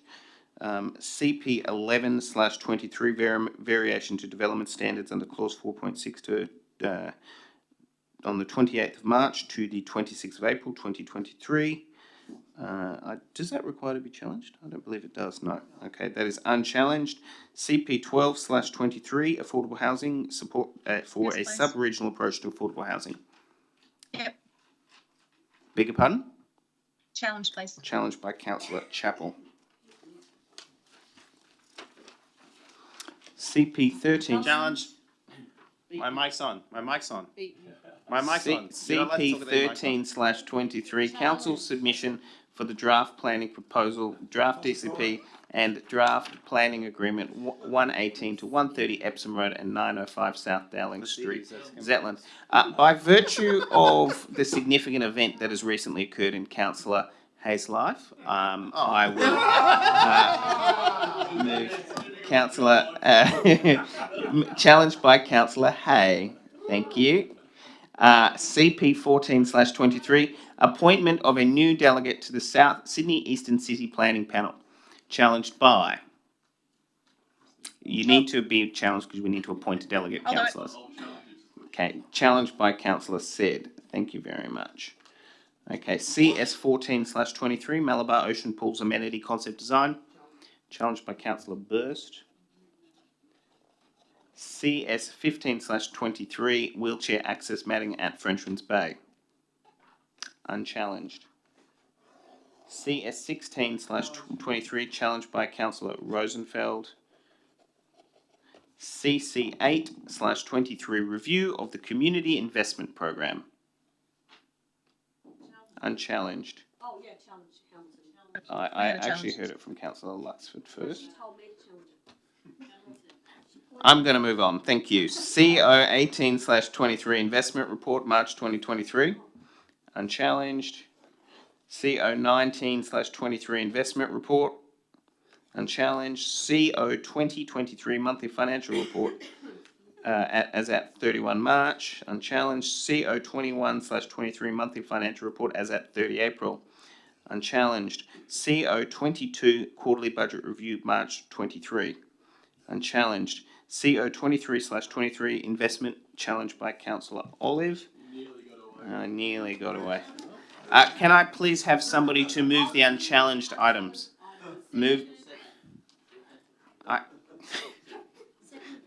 Moved Councillor Hamilton, seconded by Councillor D'Souza. All those in favour? All those against? I declare that carried. Thank you. We now move to the first challenged item, which is CP9/23 Randwick Comprehensive Planning Proposal, challenged by Councillor Hamilton. Councillor Hamilton, could you please outline to the meeting what it is that you are moving? I'd like to move the business paper recommendations with some minor amendments, which I have not sent through to Mr. Kelly, and he's given me a nasty look. No, he hasn't. So the first amendment is on A, to remove the words consider amending and replace it with amend, so that point A in the recommendations reads, amend the housing investigation area affordable housing plan endorsed by council, the 3 and 5%. Then with B, to remove the words consider whether to, and remove the words West, Randwick and the, so that it reads, point B, to confirm its previous resolution to exclude part of the North Kensington housing investigation areas from the draft comprehensive LEP, and those are the end. That's the end of my amendments, and I hope that okay, I've got a second. Yep. Thank you. And I hope that this is council support. I get council support for these amendments, and I don't consider them to be too outrageous. And I believe that this is quite a sentiment from the community. Okay. So, yep. Thank you very much, Councillor Hamilton, for outlining the motion that you are moving. Councillor Hamilton, I take it that you have spoken on the matter, or would you like to speak on the matter? Okay, thank you. Councillor Luxford as the seconder. Yeah. So I commend these amendments. North Kensington just can't take any more. North Kensington housing investigation area would just put the icing on the cake as far as Doncaster Avenue is concerned. We don't need any more overdevelopment in our area. We're currently fighting developments that are out on our border that affect Kensington and the Randwick LGA as a whole. So we need to support this amendment and not put and remove the North Kensington housing investigation area from the proposal. Excuse me, Mr. Mayor, sorry. I just wanted to clarify that I would like to remove the words part of. So it was the original wording was part of North Randwick and the West Kensington.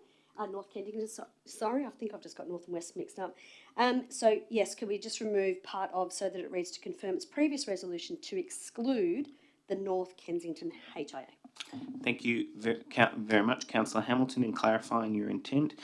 Councillor Luxford, I assume that you agree with that as the seconder. Thank you very much. I have a hand up from Councillor Said and then Councillor Olive. Thank you, Councillor Said. Mr Mayor, just my question first. Can C still include West Randwick if it's not in B? Through to the Director of City Planning. Thank you, Mr. Mayor. Yes, it can, in the situation where the department decides to put the West Randwick, the part of the West Randwick housing investigation area back into the LEP, then it allows council then to have that within its affordable housing plan. Thank you. And the next point is to move an amendment that E be taken away and that 21 Baden Street goes into D, to be endorsed as a removal of Bishop Avenue and also with Kyogle Street. Okay. If it's not accepted, I'll give you my Thank you. reasons. Is that accepted? No, that's not accepted. Okay, thank you. Councillor said you've flagged an amendment. Do you have a seconder to your amendment? Councillor said is seeking to delete 21 Baden Street. I've got to give my reasons why. Yeah, as a proposed heritage item. I just want to give the reasons. There being no seconder to the proposed amendment, it lapses. Mr. Very Kelly, could you please identify in the minutes that the proposed amendment lapsed for want of a seconder? We now return to the substantive debate. Is there any? Councillor Olive. I just wanted to foreshadow an amendment for Part A. Okay. And also, just to clarify, the way that it's written in Part B, that, to confirm the previous resolution about North Kensington, that still means that whether we confirm it or not, that the previous exclusion of West Randwick still stands. Is that through to the relevant officer, I suppose? Thank you. Through to the Director of Cities Planning. Thank you, Mr. Mayor. No, the removal of the part of West Randwick within this particular resolution would indicate to me that council is comfortable with that being reinstated into the LEP. Okay, thank you. Councillor Olive, as we are on the substantive debate on the motion, you can't foreshadow an amendment. You can foreshadow a motion in the event that this particular one fails. If you wish to move an amendment, you'll be required to move it now.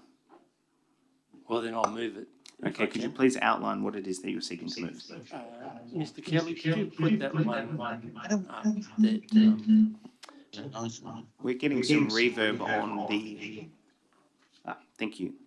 Just before we begin, can I just confirm that Councillors Pandolfini and Chappell can hear us clearly? Could you please speak? Okay, thank you. Councillor Pandolfini. Okay, thank you very much. Councillor Olive, please proceed.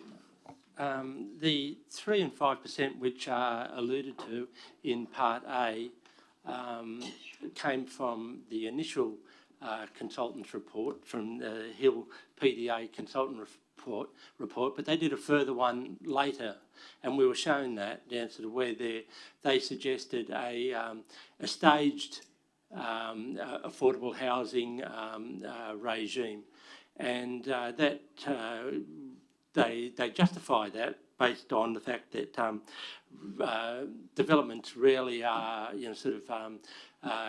happen all in one go. They happen over time, and the market naturally stages things. And what I was trying to allude to before, previously, with the speaker, is that the markets go in cycles. And so, there are times when it's advantageous and times when it's not advantageous. And over a long period of time, there'll be, times when it's more or less feasible to, have higher levels of housing affordability contributions. And, finally, the consultants have an idea that that feasibility will, over time, as more buildings occur in the area, that higher housing affordability contributions will become more feasible. Therefore, they put out a regime which says that they said 3%, but given that the recommendation initially was 3 and 5%, we'll stay with that for the current period. But in 2027, to increase that to 5%, and in 2030 increase it to 7%, and in 2034 10%. This was shown to us previously. And I'm recommending that Part A reflect that particular housing affordability regime. Thank you. Is there a seconder for the amendment?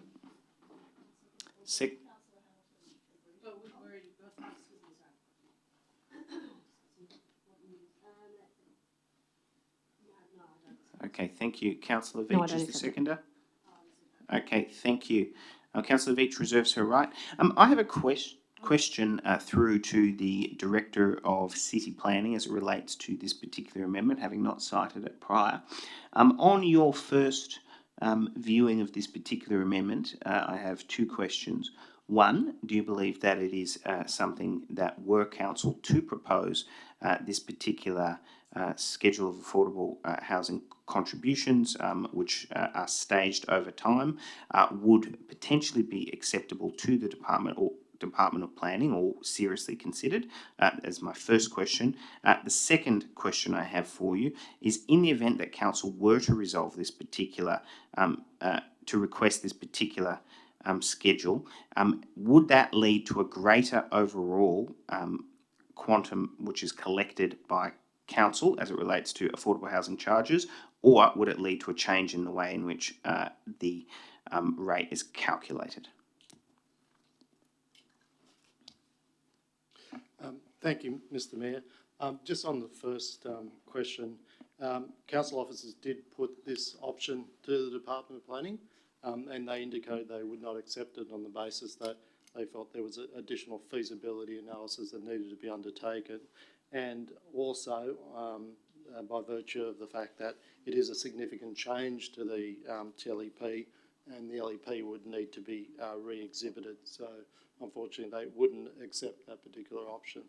Certainly in terms of the quantum of affordable housing, it would depend on the take-up rates within those housing investigation areas as to what extent the development occurred within that first sort of 5-year period, achieving the 3 to 5% rate.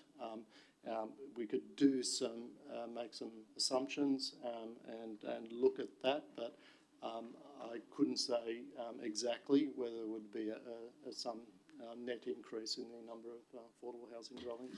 Thank you. I have one follow-up question to the Director of City Planning. Do you believe that there is any merit in council undertaking a further viability analysis on these particular rates?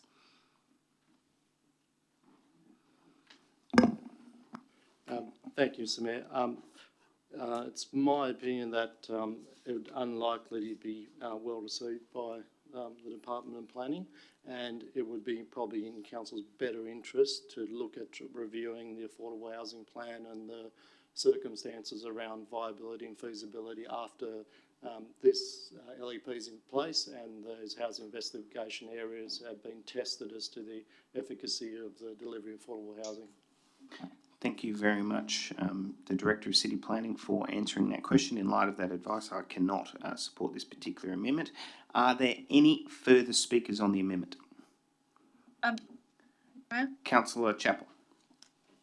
Yeah, just very briefly, I know that a lot of these qualms that people have aren't actually about the building of affordable housing, which I think we all do support, but about what is considered viable by developers in terms of actually delivering housing in our area.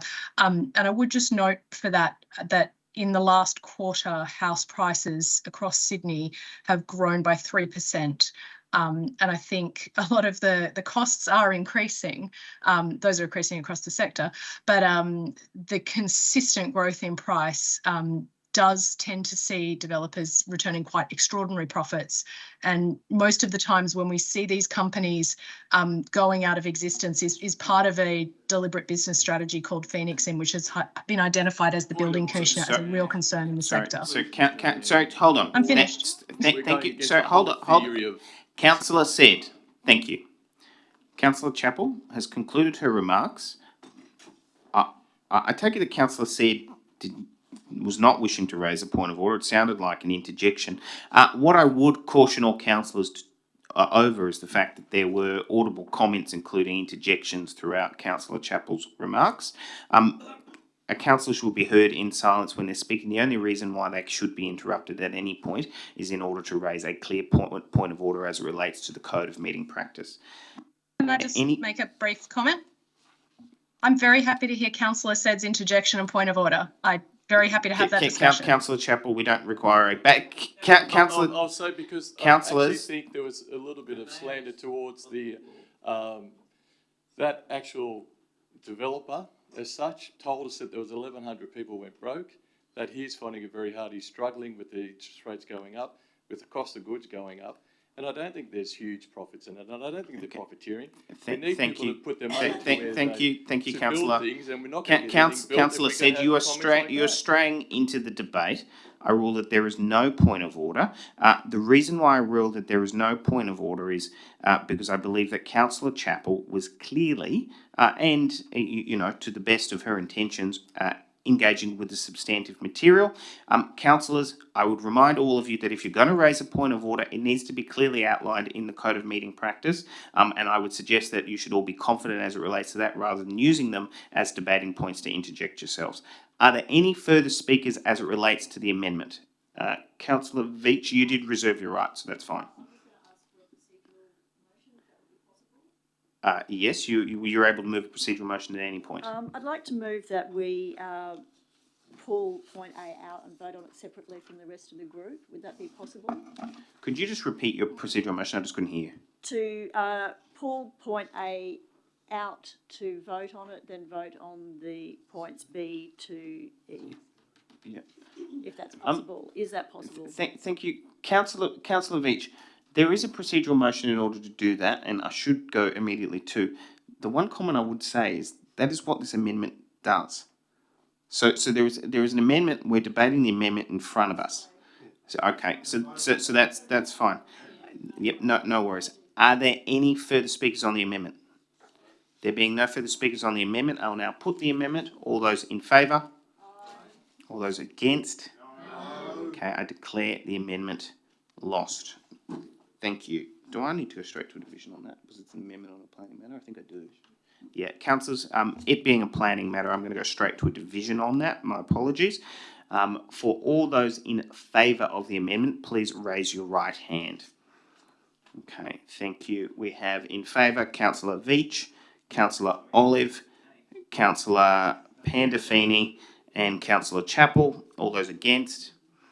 We have Councillor Hamilton, Nielsen, Hay, Luxford, Rosenfeld, McCafferty, Wilson, Said, Burst, D'Souza and the Mayor. I declare the amendment lost.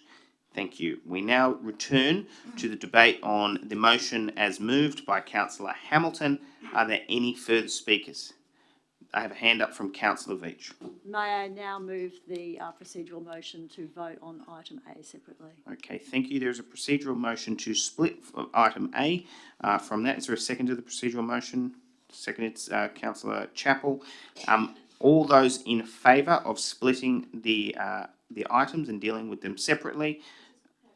Okay, in splitting point A, all those in favour. I'm going to go straight to a division as well, even though it's a procedural question. All those in favour, please. Oh, sorry. All those in favour, please raise your hand. Okay, we have Mr. Kelly. Even though it's a procedural question, it's probably not quite, but I'm going to do it anyway. Are you going to pull up the division tracker?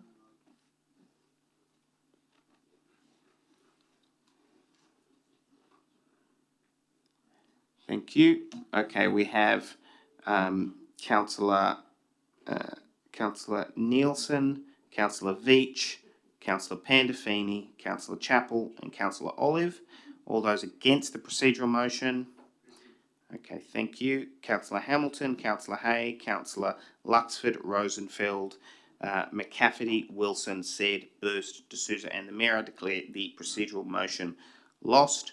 Okay, we now return back to the substantive debate on the motion. Are there any further speakers? Councillor Chappell. Councillor Chappell, have you spoken on the substantive debate already? I do not wish to speak on the substantive debate. I have an amendment. Okay, could you please outline? But also I haven't.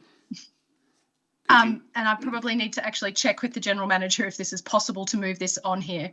But I've just sent it through to Mr. Kelly before. It is basically, previously when we went through this process, we were denied at the gateway the Airbnb limitation that council sought to impose. And I understand we now have a different government in place who have recognised quite strongly the impact that Airbnb is having on housing affordability. And I was wondering if we might like to give it another go to put that through. the general manager may say that this is not the appropriate way to do that, but I just wanted to raise it if it was a possible option. Thank you, Mr. Mayor, and thank you, Councillor Chappell. I think probably the way forward would be a notice of motion at the next particular meeting to talk about that particular issue. So then council can consider that and include that in a submission to the government. Okay, sorry, probably just a question then. We previously did do this. Perhaps there is a recollection with one of the council officers with that process. That was through the LEP, wasn't it? And we were refused at the gateway? Through to the relevant officer.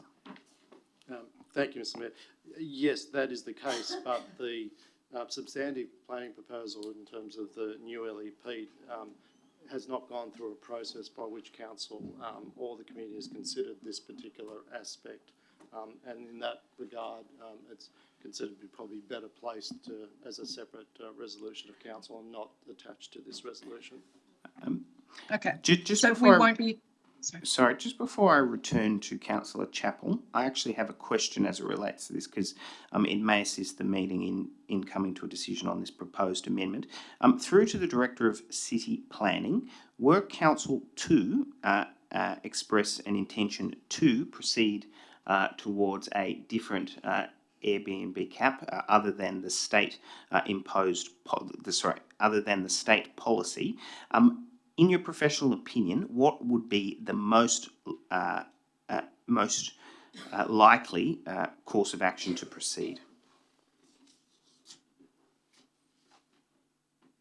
Thank you, Mr. Mayor. I think council has already resolved to review this particular proposal after a period of time by which we can assess the impact of the short-term rental accommodation, short-term letting accommodation on our housing stock.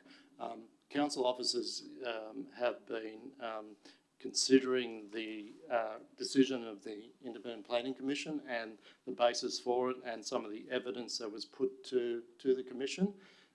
And on that basis, we're looking at measures in terms of further research and analysis that we would be undertaking, and probably that would be a time by which council officers could report back to council, and then council could decide as to whether to pursue that as a separate planning proposal.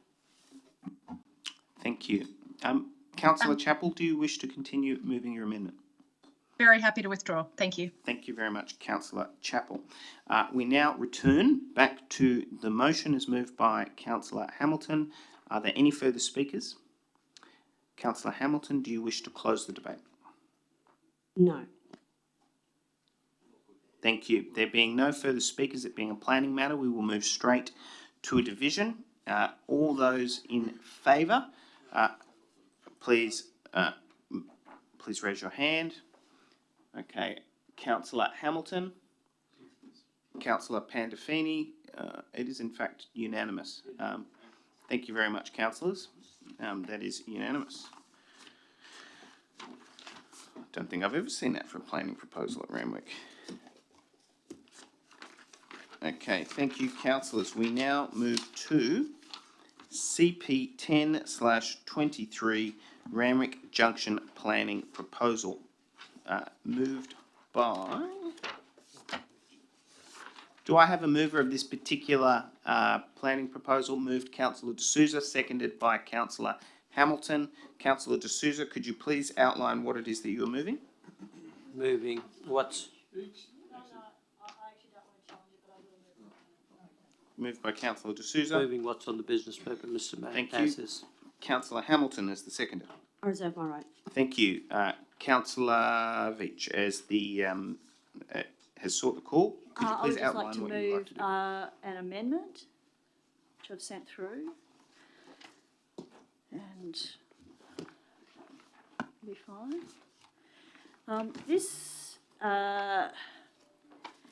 This report, as you would have all read, is a report that is being submitted to the Randwick Local Planning Panel. So I have just got an additional dot point adding to the recommendation, which is that the Randwick Local Planning Panel consider further measures to ensure that the integrity of heritage and contributing buildings not categorised as highly valued heritage properties, as per page 68 of the business papers, is protected. So in this appendix, which is all of the heritage items, there, I have to find the page now, there's quite a long list of 29 heritage items, which is here on page 6. Six of what, sorry? It's of this appendix here. Yes, appendix 2. So there's really terrific, relatively detailed assessments of all of these properties in this report, pretty much all of which state that the building should be retained and conserved. If you go to page, what did I say, 68 of the business papers, I'll have to find it myself. Bear with me, thank you everyone. What we have here is about 15 of those 29 properties are listed as highly valued heritage properties, which means there will be no change. But the others, there will be some changes. They can be built over a little bit. There's setbacks. I've had discussions. It's, there's different sort of block diagrams in some of these attachments. It is a little bit hard to understand exactly what those how far the developers might be able to go. And so therefore I'm just requesting that the Randwick Local Planning Panel actually consider that council values those other properties as well and what can be done. Thank you. Councillor D'Souza, do you accept the proposed amendment? Okay, thank you. The proposed amendment is now accepted and is incorporated into the motion that is moved. Councillor Hamilton, you accept it as well as the seconder? Okay, thank you. Are there any further speakers on the motion? Councillor Olive. I'm not going to move anything, but I would just like to comment that I think that more could have been done in terms of green space and space for where people could have, that it would have been nice if there was sort of more of a boulevard feel, I suppose. I'm thinking down the middle of the street in Randwick to try and change the character. I know that we've had there's a lot of building going on here, but places spaces where people are comfortable to sit and and maybe talk and also socialise in an easy manner. And I know this is just a moderate suggestion, but and not one that I'm moving at all. But closing off Short Street and making that into a more of a relaxed mall atmosphere. I mean, I did ask what was going to happen to the parking underneath Royal Randwick and Randwick Plaza, and the message I got back was likely that there'll be a lot more parking. Councillor Pandolfini, I cannot hear you. Can you hear me now? Just. Yes. Okay. I just want to have the follow-up. So through to the relevant officer, would you say that sooner rather than later to kind of get clarity around the lease of that space would be the best thing to do? Through to the Director of City Planning. Thank you, Mr. Mayor. That's really a matter for council. The lease, you're in an agreement there till 2025, and the council resolution is to seek a report at that time. Thank you. There being no further speakers, is that correct? Okay, there'll be no further speakers. Councillor D'Souza, do you wish to close the debate? Okay, thank you. I will now put the motion. As it is a planning matter, we will go straight to a division. All those in favour, please raise your hand. That I declare that unanimous. Thank you.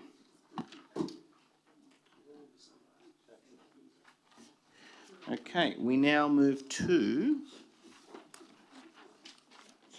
Mr. Mayor, I'd like to raise a procedural motion that, given that we've got quite a lot to get through in the business paper, that we limit speeches to 2 minutes per councillor. Okay, yeah, thanks. Okay, there being a procedural motion, I do need to put it. Is there a seconder for the procedural motion? Okay, Councillor, yeah, it never works. Councillor Hay is the seconder. Okay, I'll now put the procedural motion. All those in favour? Aye. All those against? No, against. Okay, I declare it carried. Thank you. Thank you, councillors. We now move to CP 12/23 sub-regional approach to affordable housing challenged by. Sorry, just hold on. Yeah, I'm happy to continue. CP 12/23 sub-regional approach to affordable housing challenged by Councillor Chappell. Councillor Chappell, could you please outline what it is that you are seeking to move? I'm very happy to move the motion as is. I just had a few very brief questions on it. Before as you well. do that, I'll just call for a seconder. Seconded by. No, someone needs to move it. So she's moving it. She said she's happy to move it. Seconded, Councillor. I saw Councillor D'Souza got there first. Seconded, Councillor D'Souza. Anyway, this is where we are. Move Chappell, seconded D'Souza. Councillor Chappell, your questions. Thank you. Perfect. It's kind of more of an assurance question. I guess I really support this, and I think it absolutely makes sense for us to be using our relationships with our neighbours to make this work. I guess my only concern would be that we don't want to be constrained by them. And insofar as we might be ready to do something and it would require their concurrence, I would potentially have a concern with that. So I just wanted to, I think, to seek an assurance from the relevant officer that the plan would not depend on us having their agreement on on all affordable housing we're building for the foreseeable future. Through to the Director of City Planning. Thank you, Mr. Mayor. Yeah, that would be clearly stipulated in the MOU. Thank you. Are there any further contributions, Councillor Chappell? No, thank you. Councillor D'Souza, do you wish to speak to us as a seconder? No, thank you. Are there any further speakers? There being no further speakers, I will now put it. All those in favour? Aye. All those against? Declare that carried. Thank you. CP 13/23 Council submission on the draft planning proposal, draft DCP and draft planning agreement 118 to 130 Epsom Road and 905 South Dowling Street, Zetland. Moved Councillor Hay, very emphatically seconded by Councillor Luxford. Councillor Hay, could you please outline what it is that you are moving? Councillor Hay, please relish in my mistake and please outline it to the meeting. I'll move it as per the business paper. I just wanted to mostly thank the staff and echoing Jane Grisman's comments from earlier. It's great that we've had unanimous support from council staff all working together to help us fight this massive overdevelopment in Zetland. This is a brilliant letter. If you haven't had the chance to read it through, I recommend you do. It is exactly the direction we should be taking. I'd like to thank everyone involved. Thank you. Thank you. Councillor Luxford is the seconder. I too want to congratulate the staff for this phenomenal letter and for the support that they are giving. The fight is not over yet. And you know, we still have an option up our sleeve, of which I will pursue if we don't get the results we require. The residents in West Kensington and on the other side in Rosebery are happy for the support, and we will be holding a public meeting on the 8th of June, which we will have, we are hoping the Minister for Roads, and if he is not there, our representative will be there. The Minister for Local Government will be there. There will be several federal members who are affected by this proposal and other local members, and all councillors are invited. This proposal has to be stopped. It has to be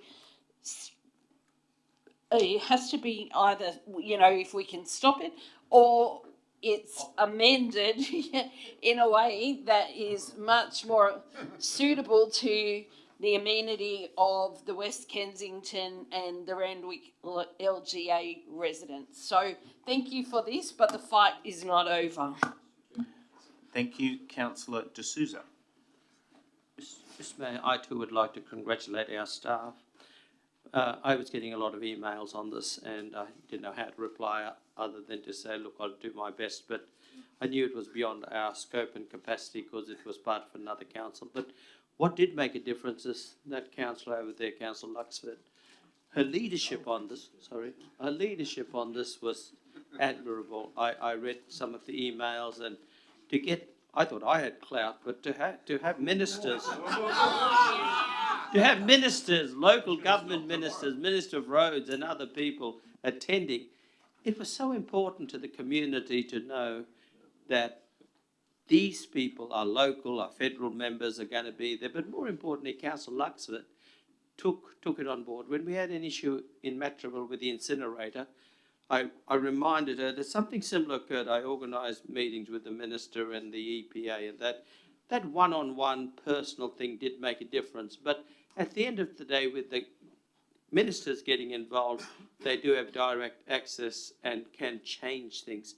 So compliments to you, Councillor. Well done. I said great leadership, and thank you to the staff. Thank you.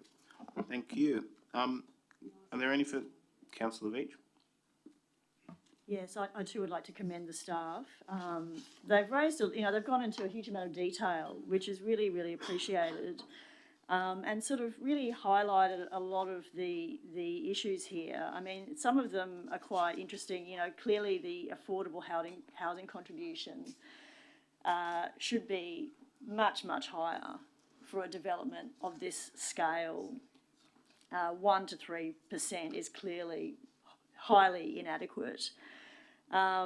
It's also interesting sort of notes that have been made by staff about the redistribution of the height, and that that would actually deliver much higher value to the developer, the change in heights, which was quite interesting. And there's also some there are some discrepancies as well in terms of what the developer has proposed in terms of, traffic was one of the, and public transport was one of the really key issues raised, and the fact that, when this was tabled, back in 2012, because this is like an amended proposal, we were looking to have the Zetland metro station and a whole lot of rapid bus links helping people to move around, and as such that's never been delivered.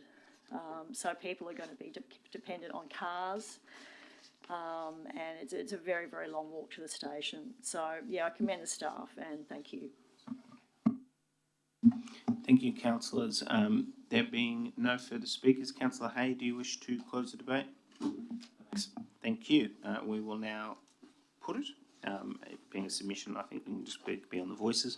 All those in favour? All those against? Declare that carried. Thank you. We now move to... I think so. That was carried unanimously. Mr. Kelly, could you please identify that it was carried unanimously? Thank you. We now move to CP 14/23, appointment of a new delegate to the Sydney Eastern City Planning Panel, challenged by Councillor Said. I'm just going to move that Councillor Wilson will be the delegate if approved by the councillors. Thank you. Do I need a second, Mr. Do we? Yeah, yes. Seconded by Councillor De Souza. Thank you. All those in favour? All those against? Declare that carried. Thank you. We now move to CS 14/23, Malabar Ocean Pool Amenities Concept Design, challenged by Councillor Burst. This is moved Councillor Burst, seconded Councillor Said. Councillor Burst, could you please outline what it is that you're seeking to move? I'd like to move it as per the recommendation. I think it's a good opportunity to get it out to community consultation so the community has a voice and can decide whether they want to go ahead with it or not. So at least if we don't get it out there, get the concept design out there, we're not going to know what the community wants. Thank you. Thank you. Councillor Said is the seconder, and then I'll go to Councillor D'Souza. I agree. We move it as per the business paper and that we put it out to community consultation. But can I please ask the Director of City Services that in the meantime, I know it's in the budget, but can we please work on the pump as soon as possible? And can we also work on the coping? Because unfortunately, it's the only pool that lost the coping out of all the pools that got that brand new coping. So I know that the people that use that pool and the people who probably end up using these amenities would appreciate that pump and the coping as soon as possible, rather than wait till next year's budget. What I might do is take that as a question to the Director of City Services. Would you like to answer that? Thank you, through yourself, Mr. Mayor. Happy to look at those items. Thank you. Councillor D'Souza. Thank you, Mr. Mayor. Mr. Mayor, could I have speak on the matter, but could I put a question to Mr. Clark? When I was collecting money for the Salvation Army on the weekend, I had people approach me and say, there's concrete in the pool, etc. Is that? I mean, it's not usable at the moment and the pump's playing up. Maybe they exaggerated, but I didn't know of it. Through to the Director of City Services. Thank you, through yourself, Mr. Mayor. In light of Councillor Said's comments, Councillor D'Souza, the concrete in the pool is from a recent topping that we've just applied to smooth the surface, and the commitment we made to look at that immediately. So will that be when can the pool be used again? I'm sorry, through yourself, Mr. Mayor, I don't believe the coping and the concrete on the bottom of the pool, the shards are preventing the pool from being used. The pump itself poses the issue, which is also being looked at currently.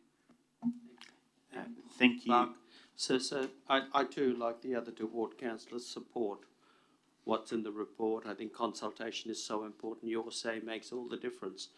And there's a lot of money there, $2 million. I saw the concept design. I was quite impressed, but if you remember a few months ago, Councillor Said, I'm sure Councillor Burst was on board on that one too, we handed in a petition. It was an urgent matter. 465 residents said they didn't want it to go ahead, I guess. Anyway, we voted to move forward on it and I accepted the decision. But anyway, now we can review it and consult again and come up with a decision that is good for our community. That's all I'd like to say. I certainly support what's on the paper. Thank you very much, Councillor D'Souza.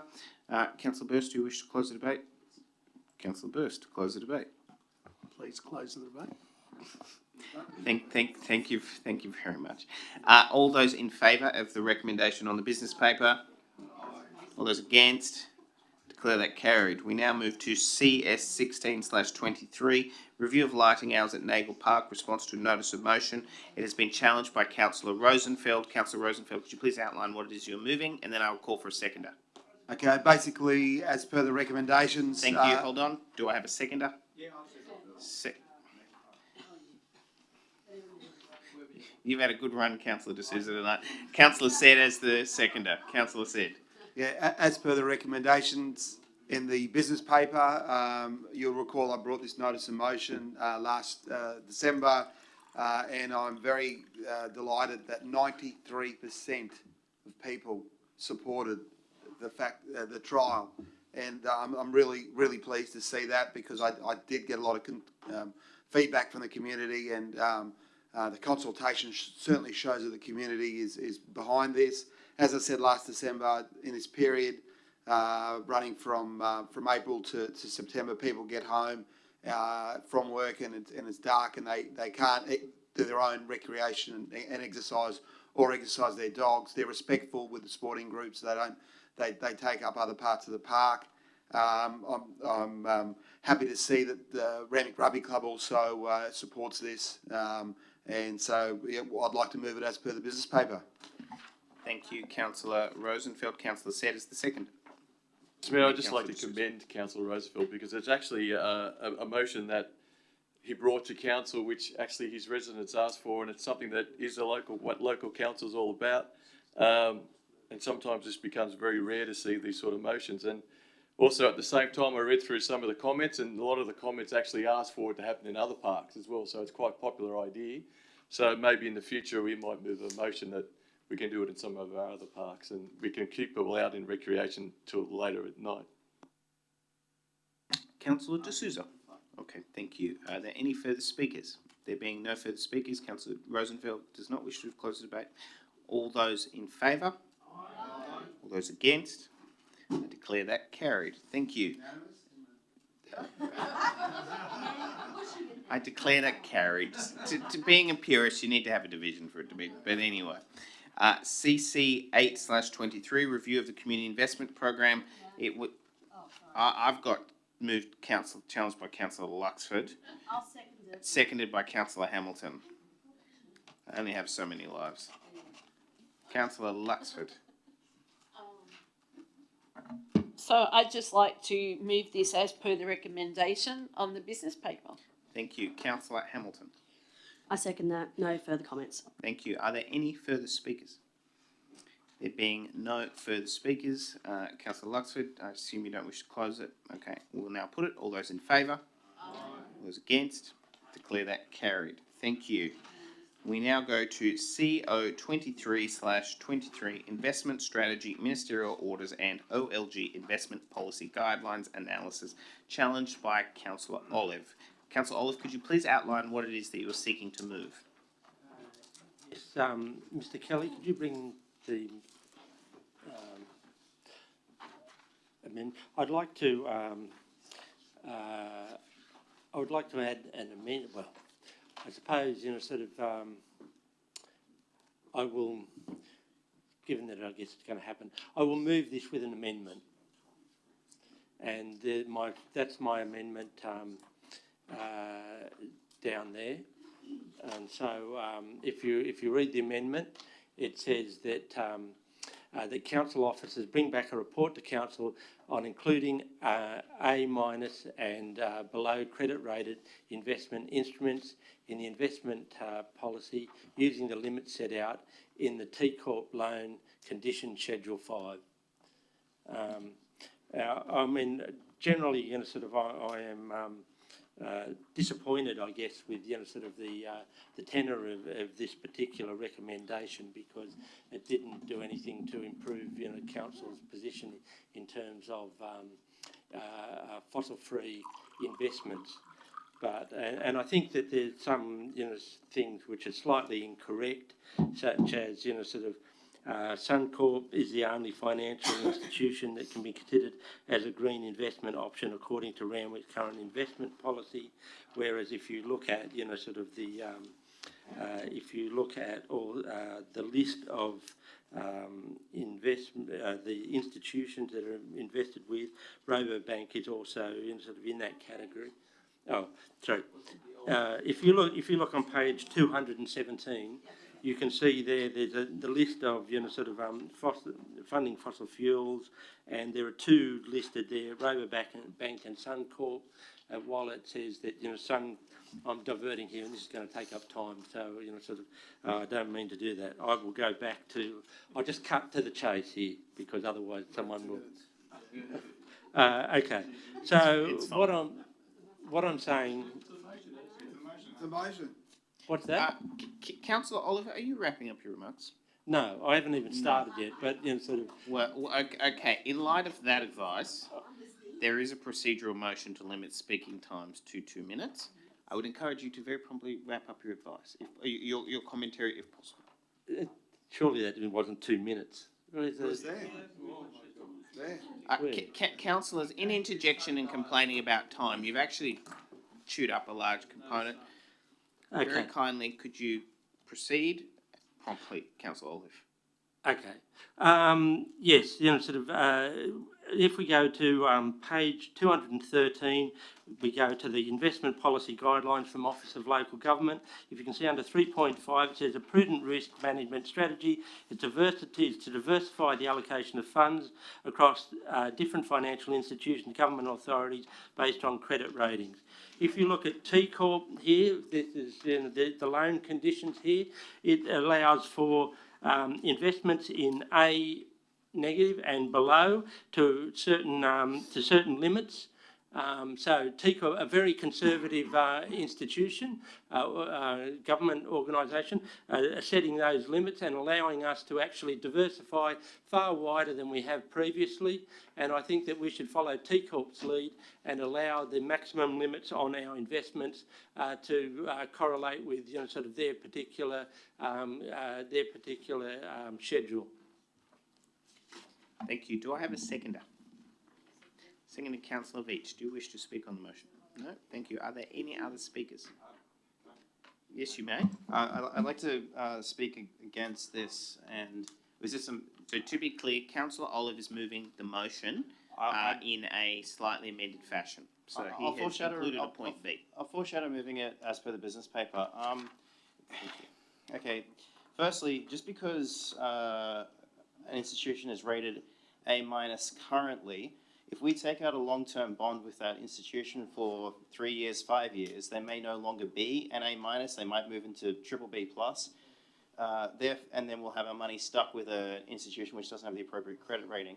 The other thing, just if we take a look around the world, we've got Silicon Valley Bank just has going through its a major credit issue, and so is Credit Suisse. Credit Suisse is about the 40th largest bank in the world. That's bigger than any Australian bank, and it's going through a major credit problem. At this time in the global economy, there is absolutely no reason to be increasing our risk. If we look at, I mean, I guess I'm stuck to 2 minutes. I mean, our entire, I mean, if we quickly go back to the investment reports, you'll find that on page 170, we're currently in a position where we're getting an investment performance which is below the cash rate, and we're 1% below. And the reason why we do that is because the safety and security of our money is so important. We are losing money on our investments because we need to have a very, very high standard of criteria, and we need a low credit and low liquidity risk. Thank you very much. Sorry, before you sit down, Councillor Hay, I have sought the advice of the General Manager, and he has recommended to me that I prompt you that rather than foreshadowing moving a motion in the event that this particular one fails, that it would be more preferable for this particular meeting, the progression of this meeting, to move it as an amendment. Yes, in that case, I will move it as an amendment. Okay, do you have a seconder? I'll second it. Thank you. Seconded by, I saw Councillor Luxford first. Councillors will refrain from derogatory comments on the chair. Councillor Hay as the mover, Councillor Luxford as the seconder. Councillor Luxford, do you wish to speak on the amendment? No, okay, thank you. Are there any further speakers on the amendment? Councillor Veach. I'll be speaking against the amendment as put by Councillor Hay. Councillors, we had another recent report just in the last couple of days saying that this planet is due to reach 1.5 degrees above industrial emissions by the end of this decade.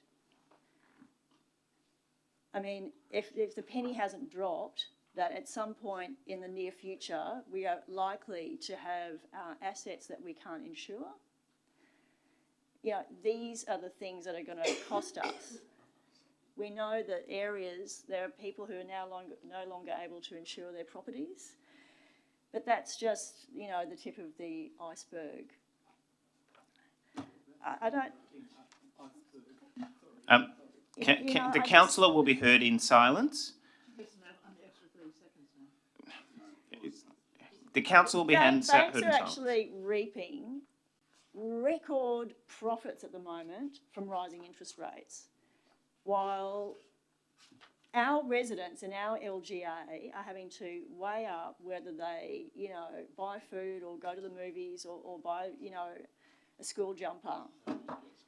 You know, while these banks are profiting not only off the misery of our local residents, but of the misery of future generations who are going to be lumped, you know, with the climate catastrophe that so many people are already experiencing. And they are enabling that by investing our money in companies such as BHP, who are up for a massive class action at the moment. Woodside, who are destroying sacred 100,000+ petroglyphs on the Burrup Peninsula. Woodside, it goes on and on. So Councillor Olive who actually has a huge amount of expertise in this area with a PhD in economics, has put forward a good, reasonable amendment to receive a report, and I think we should support it. Thank you very much, Councillor Veach. Councillor Olive, are you seeking to ask a question? You don't close the debate. No, I am. You're speaking on the amendment. My apologies, Councillor Olive. I'm leaving that on. Sorry, excuse me. Yes, just to clear up some matters. The rate we're getting is below the cash rate because interest rates have gone up sharply recently, and normally we would be on the other side of that. And have a higher return than the cash rate. You said that if you're say a double B positive or an A minus, that you could slip down over time to a different rating over if you've got a long maturity time. Well, that could go for any particular instrument you've got. It could be A minus, double A minus, whatever. If you were concerned about risk at this point in time, well then we could have just all AAA investments, and then we would have no return. The point here is that we by having and not all of our investment, it's only a smaller proportion in these other rated investments, that it gives us a chance to have greater returns. Yes.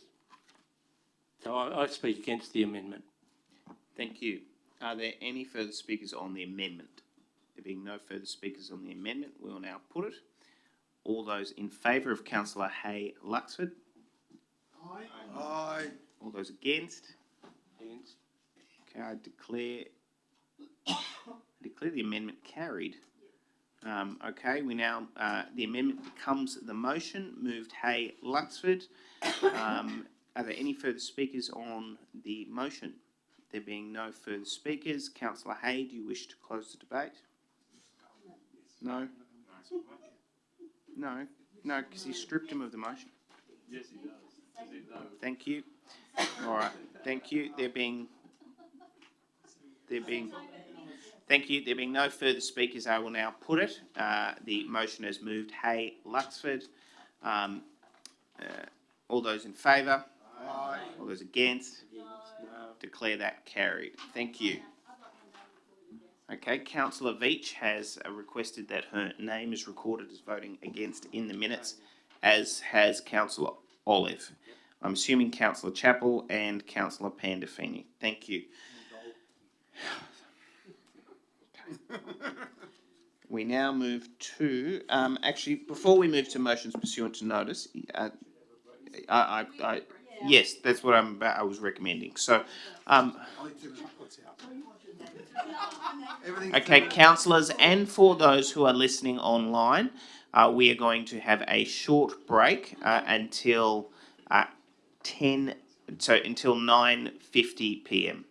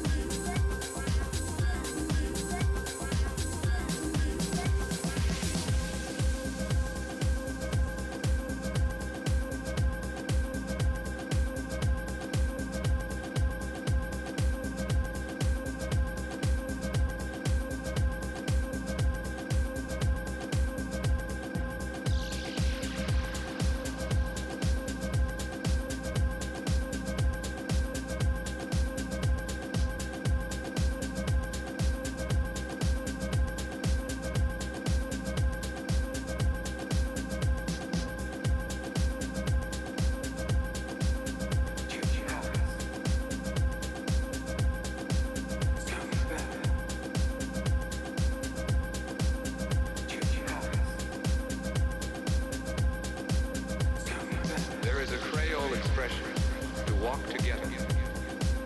Where life is hard, people depend upon and help each other, so that man may pray together to praise the same moral principles, and together reaffirm.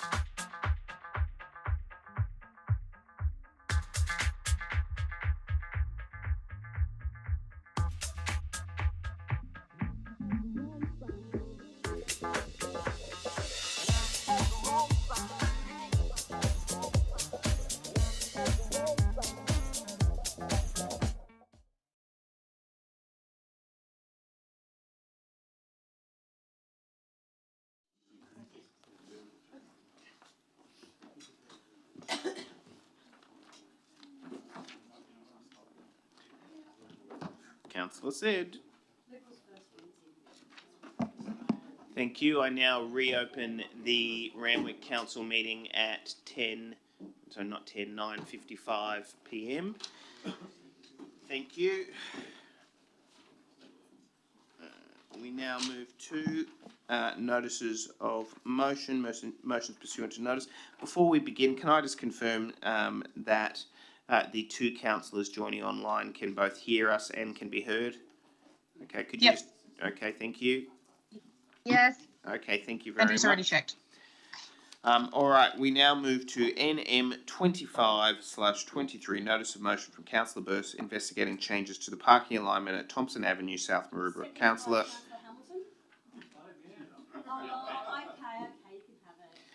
Moved Councillor Burse, seconded Councillor Said. Councillor Burse, do you wish to talk to your notice of motion?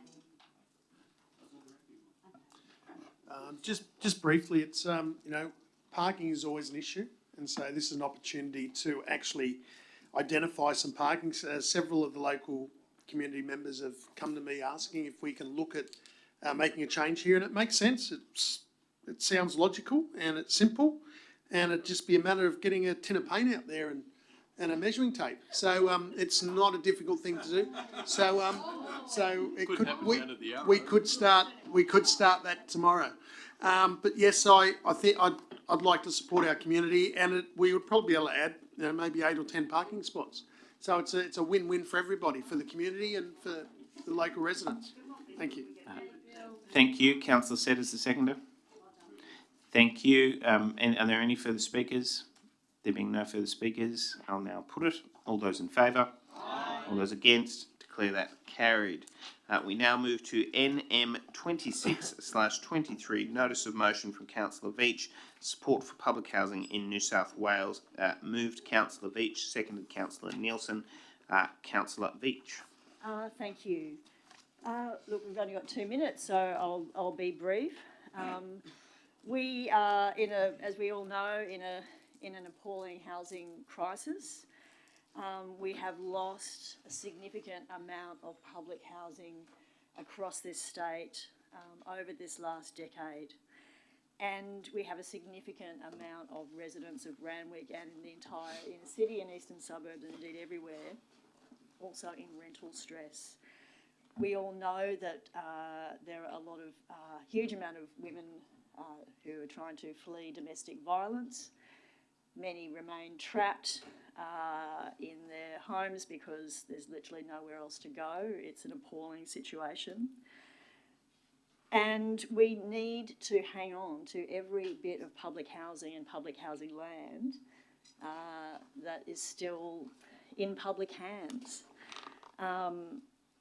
It seems like there is doubt cast at the moment on the status of Waterloo, which is just very, very close to the Randwick LGA. There is further doubt apparently over another housing estate in Bayside on Henry Kendall Crescent. And, really in recent years, Randwick has also been under threat, and we have had motions to council, including by Councillor Parker, the mayor, when he was not the mayor, regarding the soldiers' settlement. So it may not be affecting us right now, but, once people get displaced, it's going to be an issue. I do understand, I think the main issue, particularly for Waterloo, is that that land is being sold off as part of this redevelopment, if it does proceed.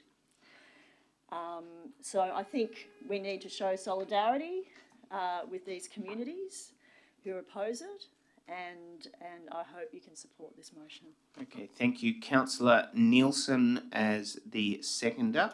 I then have a hand up from Councillor Luxford. I'd just simply like to say, Mayor, that I think we all should support this motion. Up until all the points up to point G are basically telling us facts, rather disturbing facts, but H is the call to action. And although that we know we've got a better government in terms of looking after poor people and providing better housing for poor people and so on, the point is that we have to call our new government to task and make sure that they do what they are promising. And so I think that behoves us in Randwick to support everything we can to maintain public housing in our area and to increase it. So I hope you all support this motion. Thank you. I have a hand up from Councillor Luxford. Yeah, I'd like to move an amendment. Thanks, Mr. Mayor, if I may. Yes, Councillor Luxford, could you please outline what it is that you're moving? Okay, so it will be to remove A, B, C, D, E, F, G and H and replace it with that council reaffirms its ongoing support for the provision of additional quality social housing and the maintenance of existing stock across the Randwick LGA. Everybody has the right to live. Thank you. That is Can I second. point of order? Sorry, thank you. That is seconded by Councillor D'Souza. I have a point of order which has been raised by Councillor Chappell. Could you please outline your point of order? Yeah, sorry, it was my understanding that an amendment can't be essentially a negation of a motion. Is that what's happened here? While it is strictly correct that an amendment cannot be a negation, in my interpretation, this is not a negation of the motion as it expresses similar sentiments in a different way. Okay, thank you. I rule that there is no point of order. Councillor Luxford, could you please speak to your amendment if you would like? Thank you. Councillor D'Souza. There is a certain amount of fact in what you're saying, Councillor. History, having a job is no longer a guarantee that you'll have a house. Rental prices have skyrocketed despite working 6 days a week. Some people don't even have a place to call home. It feels for many they're going in a circle. All they want is to give their family something nice and safe. You're right, affordable housing is a problem, but I think the guidance this council has given us and Councillor Luxford's amendment will address these concerns in a professional way, and it won't be throwing stones, in my view, at others and people who should be, like our local member, who is really doing the best he can for our community. There's lots I could say, but I know time is of this. But you've got my full support, Councillor Luxford, and thank you very much. Thank you. I have a hand up from Councillor Olive and then Councillor Veach. Councillor Olive. Yes, I disagree with this amendment because the implication is that the need for social housing and the effects of public housing and the effects of not having public housing stop at the border of the Randwick LGA and don't have implications across in our municipality. If things happen across wider Sydney and in terms of not being able to people who need housing not being able to get public housing. If that occurs in other adjacent, as we're seeing the effects of what happens in Zetland affecting the Randwick LGA in terms of development. If the similar sort of thing happens in terms of public housing, it affects here and it can make people homeless in Randwick LGA. So I think that the implication of that particular amendment I'm against, and so I won't be supporting it. Thank you. Councillor Veach. Thank you. Councillors, this year will be the 50th anniversary of the green bans imposed on the Woolloomooloo public housing estate, which was going to be destroyed, I believe, by the Askin state government. That green ban was in place for 50 years by Jack Mundy and the BLF, and a number of us councillors went to Jack Mundy's memorial, and we had a condolence motion, and we had a tree planting with a significant amount of council money going to that, which a number of us attended. Now, 50 years later, we are still seeing our last remnants of inner city public housing under threat. We've seen Sirius go, we've seen Millers Point go, and if we are not careful, we are going to see Waterloo go. This is with a significant First Nations community which has close connections to many people here. This is a suburb, a whole community that is going to be sold off. We will never get that land back. We will never get that land back. Millers Point, Sirius, Waterloo is going to be next if we are not careful. This is not taking anyone to task. This is not having a go at anyone, like some people seem to be saying. It is simply affirming our position of what we believe is the right thing to do. Councillors, I would urge you to support this motion because we have actually got the opportunity to save Waterloo and all the other public housing estates upon which no determination has yet been made. That is all we are doing here. We're not trying to have a go at anyone, accuse anyone. This is simply putting in a request saying this is what we believe in. Thank you. Thank you. Are there any further speakers on the amendment? Just speak very briefly. Okay, Councillor Chapel. Thank you. Sorry, I won't be supporting this amendment, mainly because I think having a commitment towards delivering affordable social housing and public housing in our area means we should do whatever we can. And even if it is write a letter stating our position, I think that can be really powerful. And I'd particularly want to highlight in there the opposition that we should have to the selling of public housing stock. And I've been really heartened by the comments of the new housing minister about looking for new opportunities to build public housing. But I also want to reflect on the fact that the Randwick LGA has, since the 2016 census, lost at least 300 dwellings that people used to live in social housing. We know the housing crisis in that time has got worse. So we've got these two trajectories going completely at odds with each other. And we as a council do have a responsibility to represent our residents, including the ones that are in public housing who need more support from us.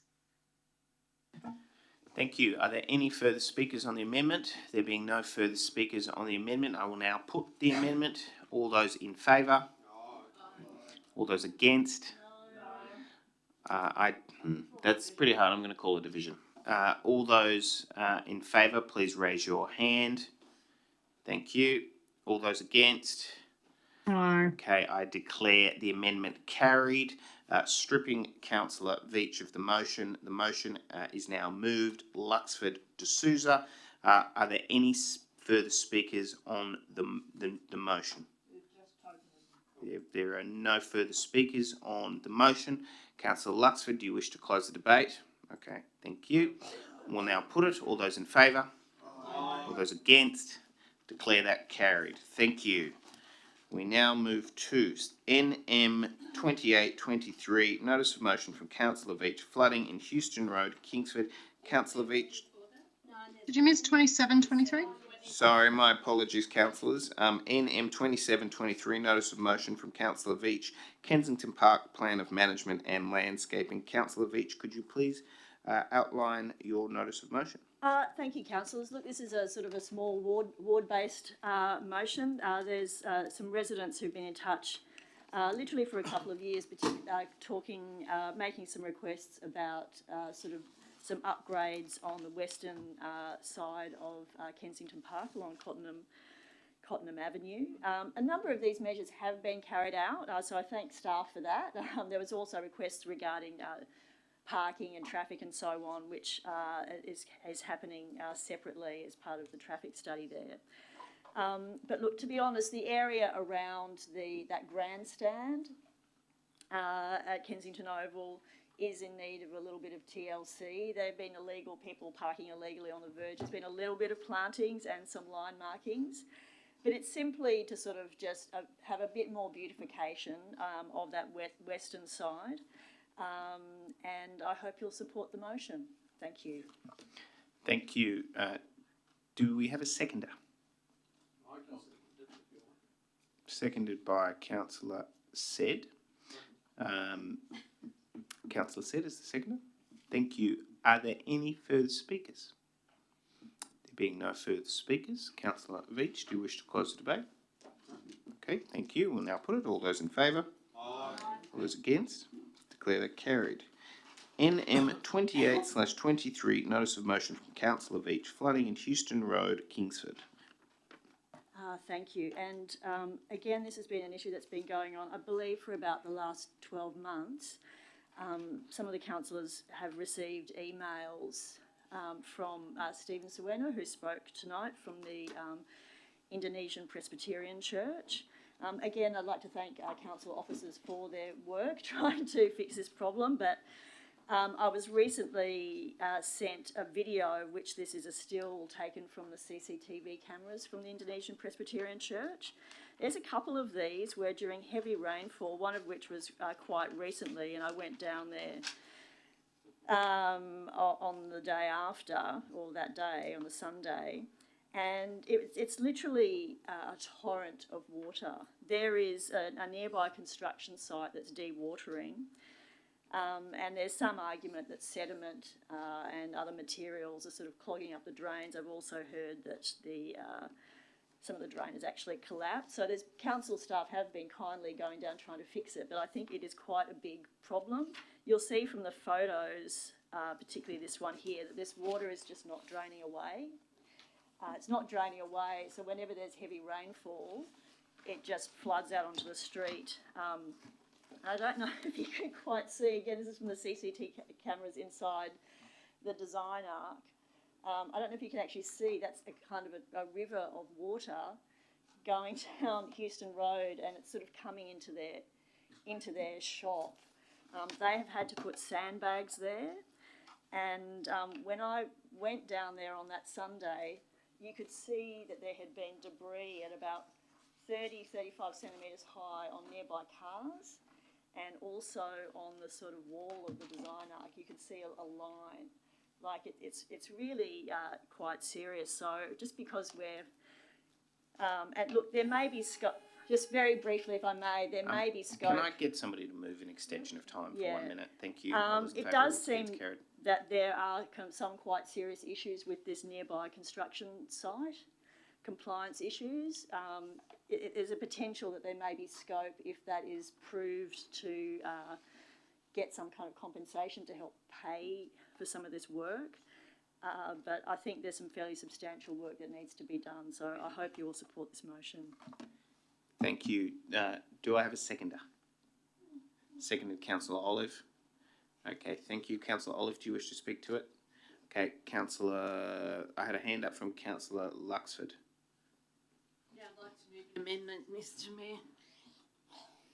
Thank you. Could you please outline the amendment which you're seeking to move? I think Mr. Kelly has it somewhere there. Okay, that it be noted, to date, Council has arranged for a contractor to undertake clearing of the pipeline on 28th of Feb, 6th of March and 12th of April. A large quantity of concrete and debris has been removed. Civil works will be required to fix remaining issues, which include reconstruction of a pit to improve access and longer-term reconstruction of part of a pipe. Works have been programmed and will be undertaken as soon as possible. It is suspected that material in the pipeline was conveyed into the stormwater pipe from potentially a nearby construction site. This is can't be confirmed at this stage, and there's a line missing. And I believe it's been referred to. It's been referred to. Hold on, I copied it and I left off a line. That's what I do when I'm at work. And the matter has been referred to our compliance team to investigate, because at this stage we can't confirm. Okay, Councillor Luxford, before I ask you, so seconded by Councillor Hay, before I ask you to speak to your amendment, I will actually just ask the Director of City Services for his commentary on the proposed amendment, if you don't mind. Yep. Thank you. Through you, Mr Mayor, I just would note in regards to point E of the proposed amendment, the matter is currently subject to an investigation, so it might be a recommendation to council just to remove that point, noting it is currently underway. All right. Thank you. Could I just confirm for Mr Kelly that Councillor Luxford consents to the removal of point E? Yep. Yes, thank you, as does Councillor Hayes. Thank you. Okay, Councillor Luxford, as the mover of the amendment, do you wish to speak to it? Yeah, I too have been visiting down at this area for some time. I also know there's a rather large tree that probably isn't helping the drainage works also down there.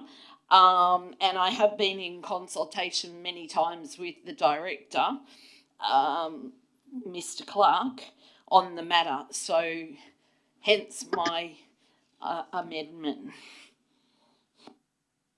Councillor Hayes, the seconder. Just briefly, I'd like to thank Mr Clark from the Department of City Services for being on top of everything. I don't see the benefit in writing a report because everything is very well underway. Thank you. There is a comment, a hand up from Councillor Sid.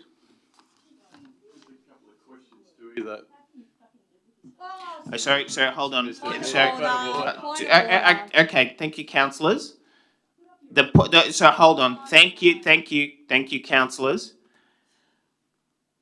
All councillors will be treated with respect and heard in silence. I understand that councillors may have strong views in relation to matters.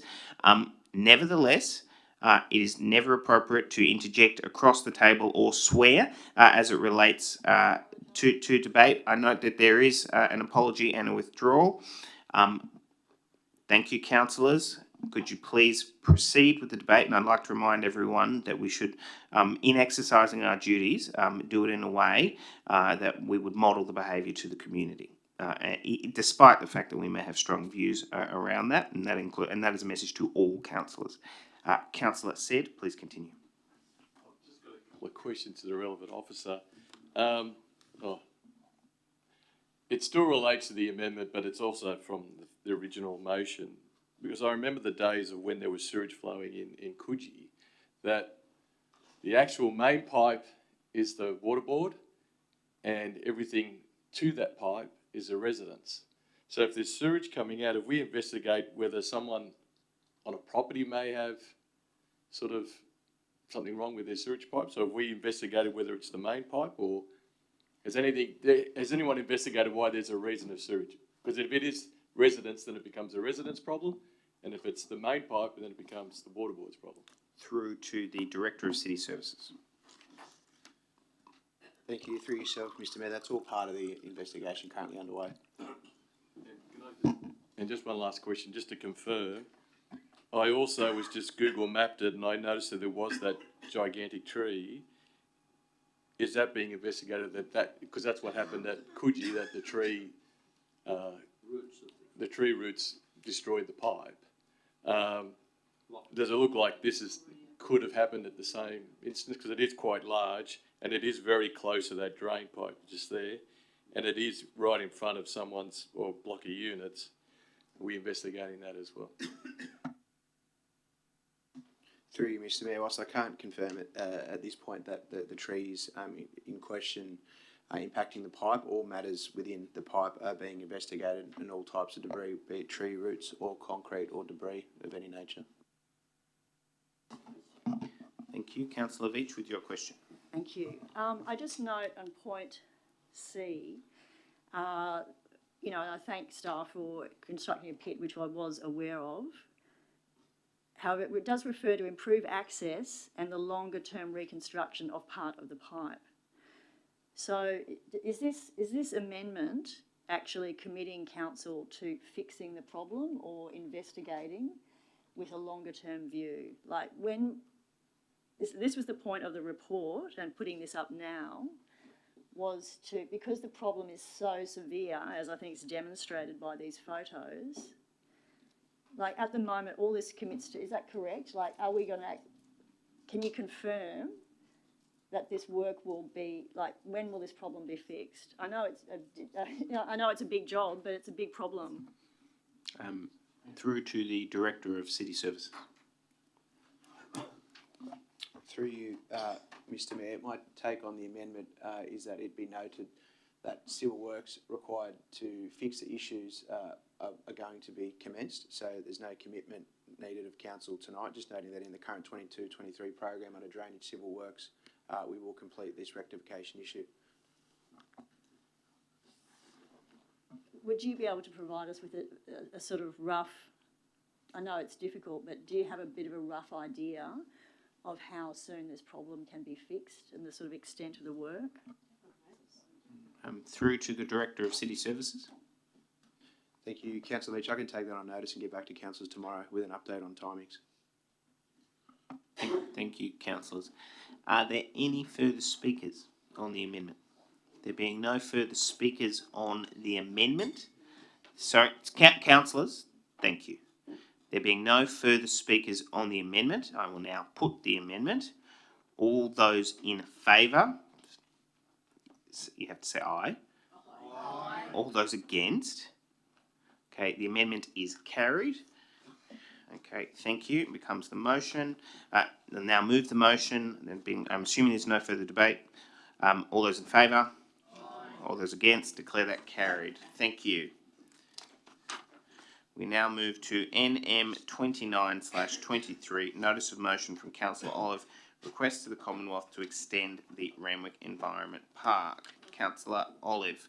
So moved Councillor Olive, seconded Councillor Nielsen. Yes.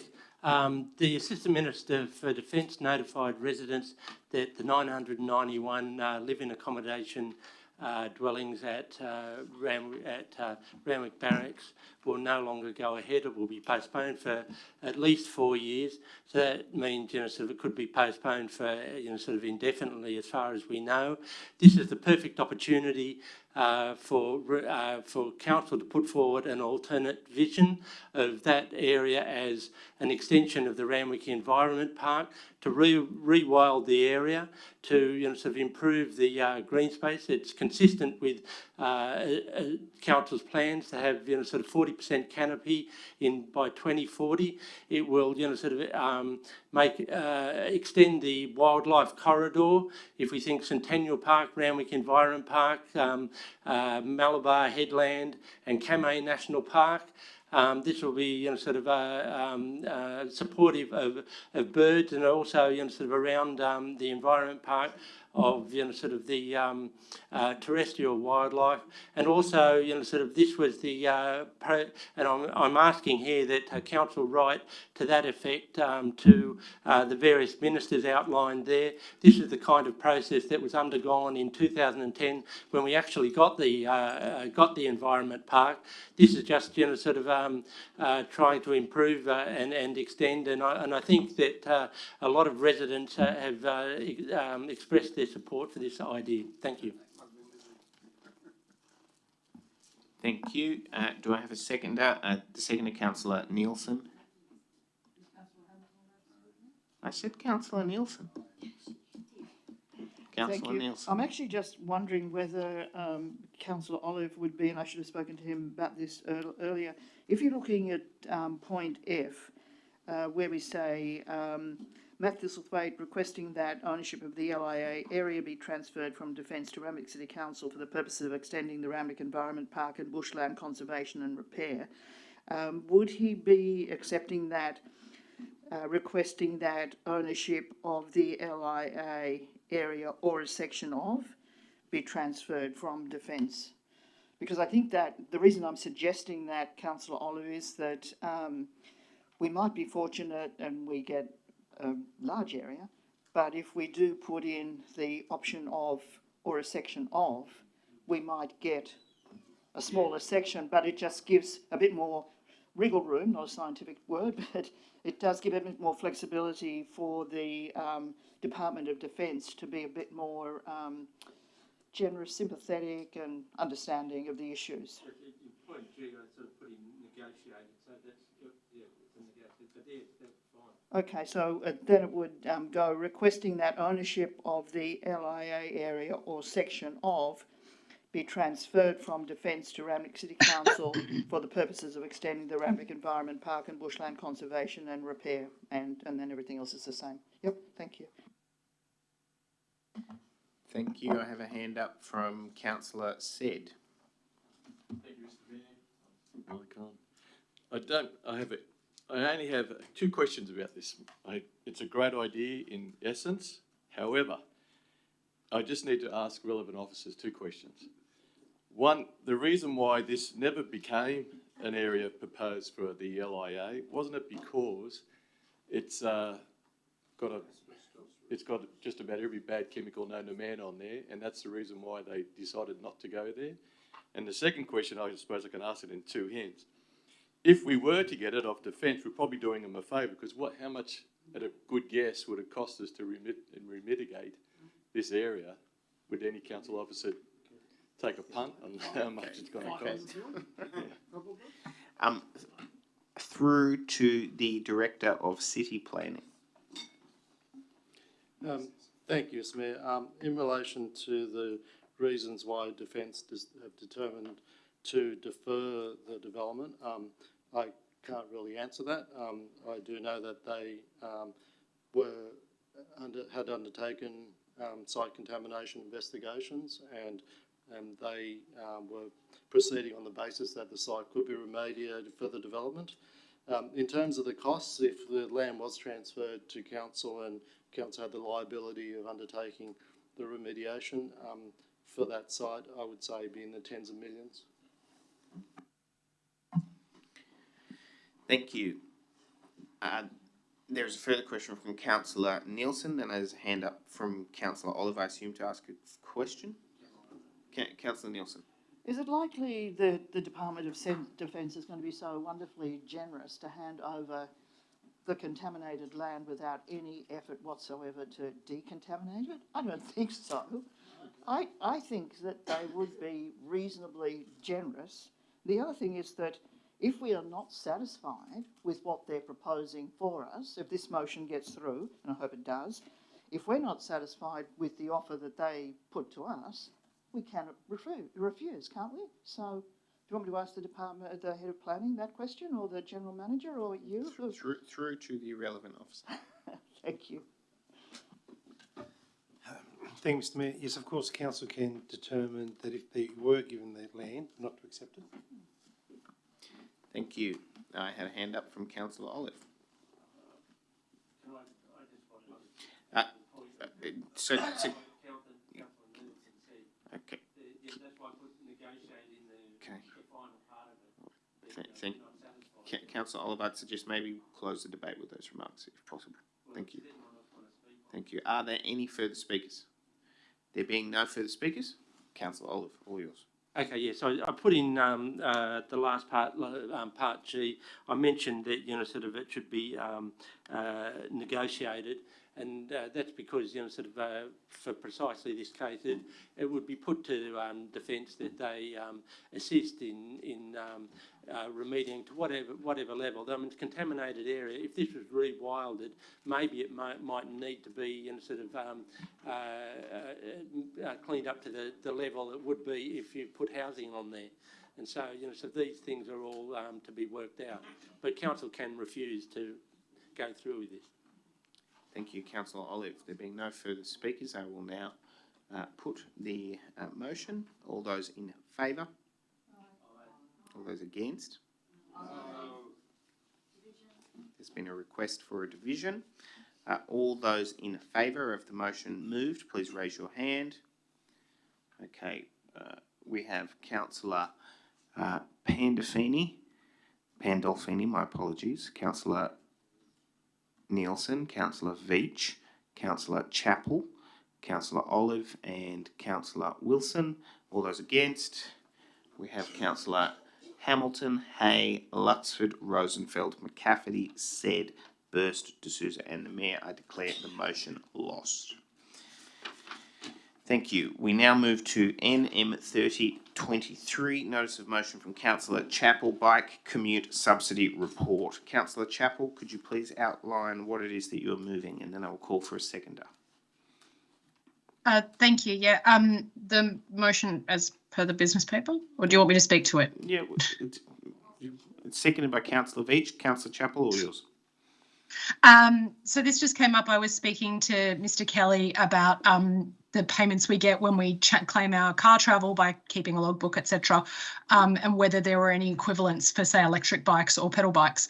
And he said, no, that would be something that would have to come through a motion. Sorry, Councillor said, do you need a moment? Councillor said, Councillor Chappell will be heard in silence. Those who are joining via audio that have already expressed that there are issues in relation to it, all councillors will be heard in silence. Councillor Chappell, please continue. Thank you. So Mr. Kelly recommended I bring this via motion. What I'm just proposing is a report at this stage. I don't have a concluded model for a way that it would work.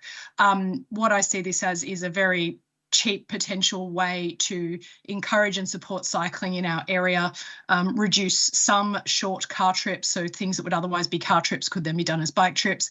And the model I'm proposing by doing it on the kilometre rate, as we do with car travel, would basically reduce the paperwork, so the additional impost on council would be extremely minimal. It would hopefully just be converting what would otherwise be a car trip to a bike trip. Thank you. Councillor Veach as the seconder. I'll just speak briefly. The cost to council for this would be low, but I guess the idea is to sort of perhaps encourage other businesses with similar arrangements to actually follow suit and sort of get the ball rolling, so to speak, at a low cost, but actually encouraging people to make that change. E-bikes are actually very expensive, and some just non-e-bikes are also quite dear.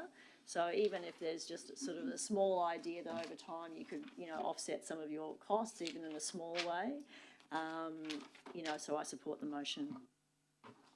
Thank you. Are there any further speakers? Councillor Said. Mr. Mayor, while I think this is a good idea, wouldn't it be more encouraging if we built better bike lanes and bike tracks and encourage people to ride bikes in safety on bike lanes? I don't think the encouragement of, if it is 27 cents or whatever it's going to be, of $3 a week is really going to encourage anyone to ride a bike, but a very safe bike lane will, which we are. We are building bike lanes right at this moment. And also, and yeah, that's basically it. And I just want to save the time of writing a report. The amount of reports our staff have to do is just incredible, and please let them do other stuff. Thank you. Are there any further speakers? With all due respect, I have a contrary view. I think it's actually not a bad idea because, well, I'm not going to get on a bike, I can tell you, because, one, I'm not fit enough, and I'm not going to be riding up and down our hills and trusting our fellow drivers and whatever. But I think it's fair enough that if councillors and staff want to use electric or pedal bikes as an alternative, and if we get compensated for driving a car, well, why not look into it? I think it's quite a progressive idea, and it's very environmentally responsible, so I think we should all support it. Thank you. Sorry, I should add, but it's calling for a report, so if the report comes back and it's not feasible at all, well, we know the answer, but I rather suspect the report will come back and it'll be fairly glowing. Thank you. Are there any further speakers? There being no further speakers, Councillor Chappell, do you wish to close the debate? I'll just very briefly to say that I see this as very much complementary to our existing program of bike paths. I mean, the best advocates we have for bike paths and where they should go and how they'll be used are people who are already riding their bikes around and who know where the paths will work and what the kind of pain points on the roads are. And I say this is also supported by groups like Bike East, etc. So, thank you. There being no further speakers, I'll now put it. All those in favour? All those against? Okay, division. Okay, there's been a request for a division. Okay, all those, Mr. Kelly. Okay, that's up. All those in favour, please raise your hand. Okay, we have a hand up from Councillor Pandolfini, Nielsen, Veach, Olive, Chappell. All those against, Councillor Hamilton, Hay, Luxford, Rosenfeld, McCafferty, Wilson, Said, first decision of the Mayor. I declare that lost. Thank you. We now move to NM 3323, notice of motion from Councillor Chappell, proposed shade structure at Maroubra Skate Park. Councillor Chappell. Thank you. This is a very brief motion, which I think speaks for itself. Sorry. No, I've actually skipped two. My apologies. Oh. As you can tell, I'm tired. Oh, yeah, sorry. NM 31/23, notice of motion from Councillor Pandolfini, assess review panel for community grants. Could you please outline your motion? Moved Councillor Pandolfini, seconded Councillor Veach. Thank you. Yes, I've studied grant processes quite extensively over the last 3 years as part of a research project that I've been undertaking with multiple universities, and including, detailed in my PhD. And, I really was confused that our council did have the Mayor on a grant panel of this type. I don't believe... I've personally haven't seen it before, and I don't believe that it's common practice, in state or at federal levels. When you read the new policy that's been put out at all tiers of government around best practice, it does recommend an arm's reach approach. So I just wanted to we're currently looking, very extensively into the practices that we are undertaking in terms of our arts and cultural programs. We've got a new director in. I think it would be great to, just check that we are undertaking best practice. Grants, while they do seem like they just kind of happen in a bubble, or that, they happen maybe just in Randwick and it just benefits us, that's actually, incorrect. Grants really funnel into the whole ecology of, the system. So if you do get a local council grant, when you're young or a small group, you then would be considered for a state grant, or you might then go on to get a job in a gallery, or, it's the building blocks. And I think it's really important that we're undertaking that and we understand the impact that these applications have. So I would love to get some input. And I also would just like to ask through to, I think, the General Manager, whether he has seen it on other councils that a Mayor sits on a grant panel. Thank you, Mr. Mayor. No, I'm not aware of it. Thank you. Councillor Veach is the seconder. Thank you. Yeah, I strongly support this motion. I was absolutely thrilled when council first established these Community Connect and Community Creative grants. I can't remember what it was back in 2020, I think, during COVID. It was a real breakthrough for council. I did argue at the time that the Mayor of the Day, and let's be very clear, this is about the Mayor of the Day, whoever happens to be Mayor, should not be sitting on the panel. We, as councillors, the community gets to see all of the recommended grant recipients on the business papers, and we vote on it as a council. Not only that, as councillors, we also get to see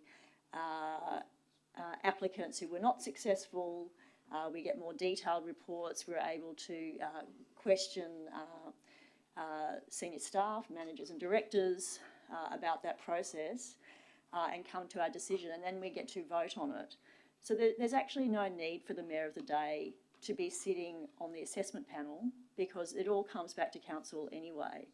And it establishes the arm's length process where the applicants are assessed against a very clear set of assessment criteria, and they have to prove their bona fides. So I think this is a very considered motion that Councillor Pandolfini has put forward. She has, been able to share the benefit of her expertise and research over these years as a PhD candidate. And I think for those who have been here tonight calling on us to listen to the experts, perhaps this would be a good time. Thank you. Thank you. Are there any further speakers? There being Councillor D'Souza. Mr. Mayor, you play a pivotal role when it comes to decision making in this council, and with, of course, the great general manager we have, you're very lucky. But at the end of the day, I look back at the Titanic, and I think if only Captain Smith had reacted to the information ahead of him, others made decisions, then he got involved too late.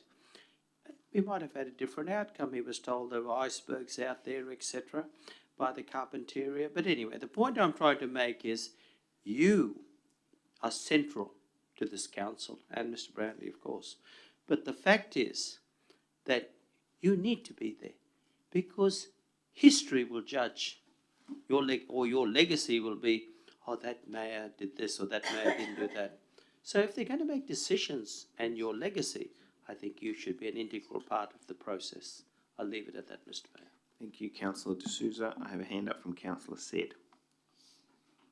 Thank you, Mr. Mayor. I'd just like to say that I concur wholeheartedly with this motion, and I agree with all the arguments that have been put before us. Unfortunately, I disagree with Councillor D'Souza. I think as mayors, councillors or anyone else should be at an arm's length at a grants process. The whole process of a grants process is that a committee that knows what they're talking about and understands that, as Councillor Pandolfini said, that, you know, people who understand it, who work within our community relations, and I have all faith in our staff and all faith in our council officers to do the right thing.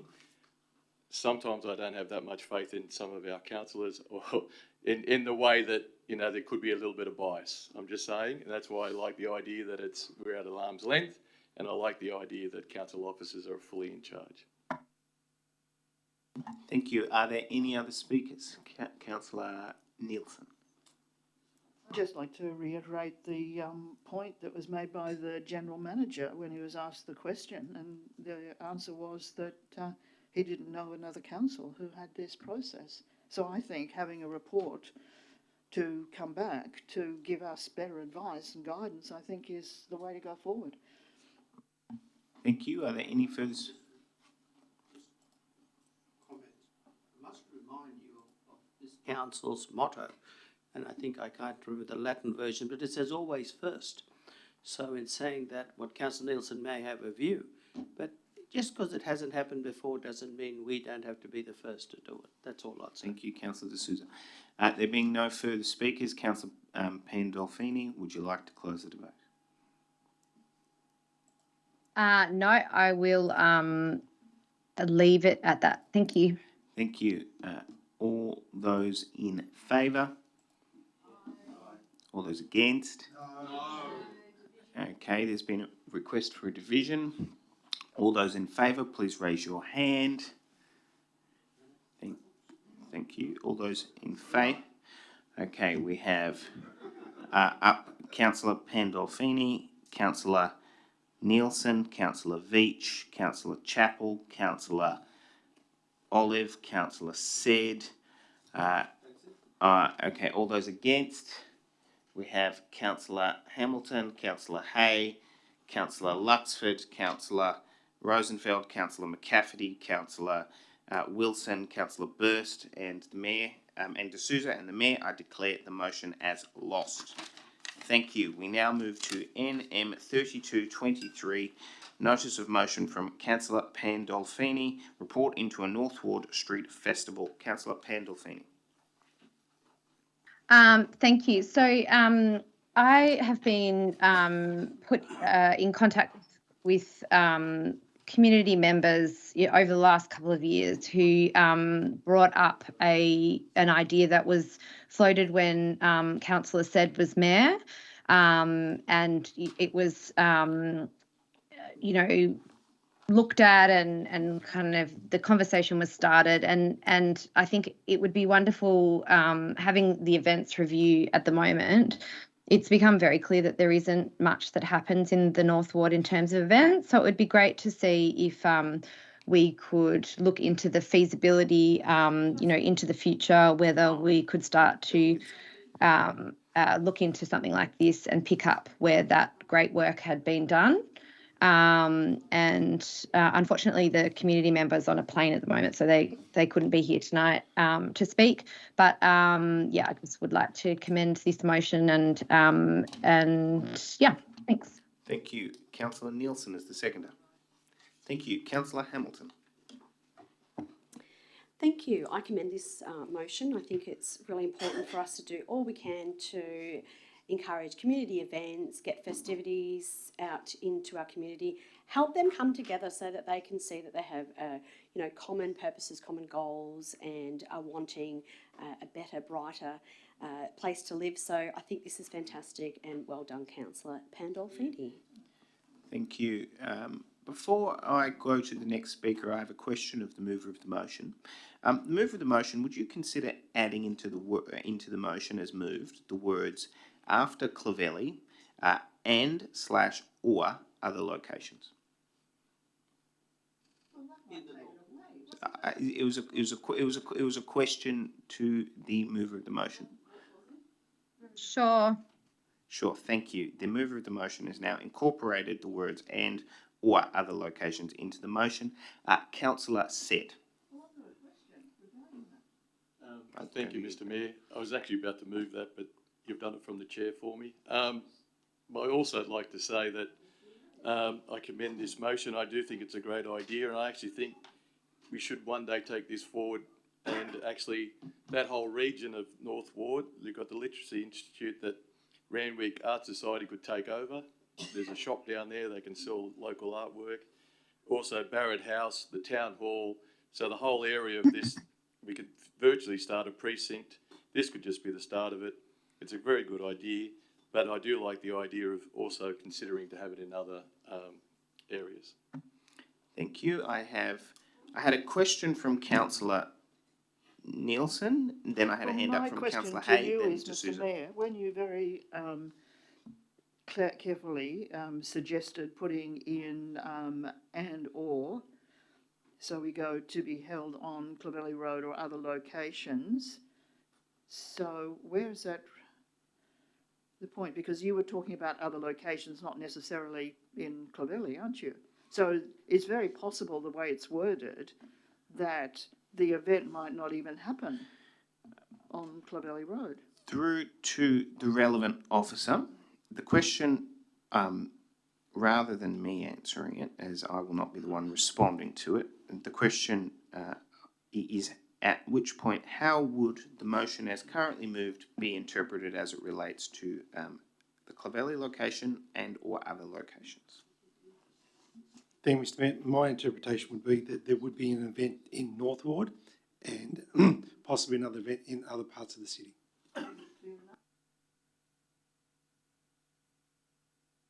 Just based on the General Manager's response, would this then turn the motion into 2 street festivals? Because what Councillor Pandolfini is asking for is a North Ward street festival, and then if we consider other areas, then that means it's either going to be anywhere or 2 events.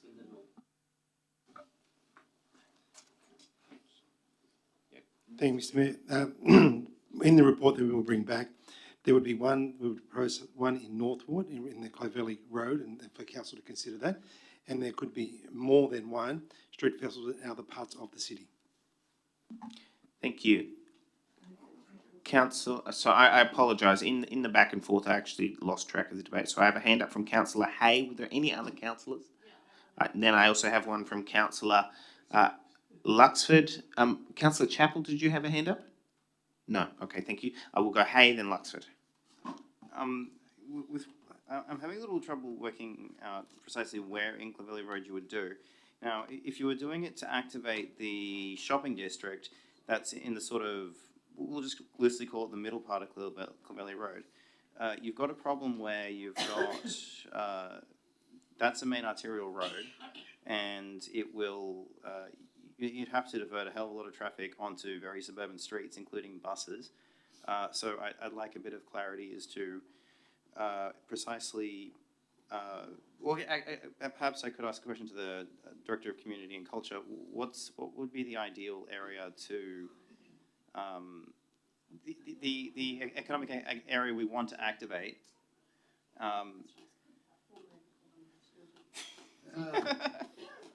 No, what's the ideal area that we want to, the area that we want to activate, and with what, okay, we'll start with that. This is a point of order. Thank you. I will throw to the relevant officer, whether it's the General Manager or the Director of Community and Culture. Thank you, Mr. Mayor. The report, the notice of motion as outlined, refers specifically to the area in Clovelly that is close to Centennial Park, so Earl Street, Clovelly Road. That was originally where this event was scoped for. However, we would bring back in a report where we thought was the most relevant and best place to host the event.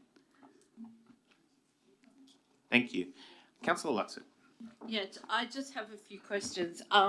While I'm completely, supportive of more events and diverse events and events in loads of different areas, my question would be, would this matter should be brought up and discussed in our events review rather than a motion here?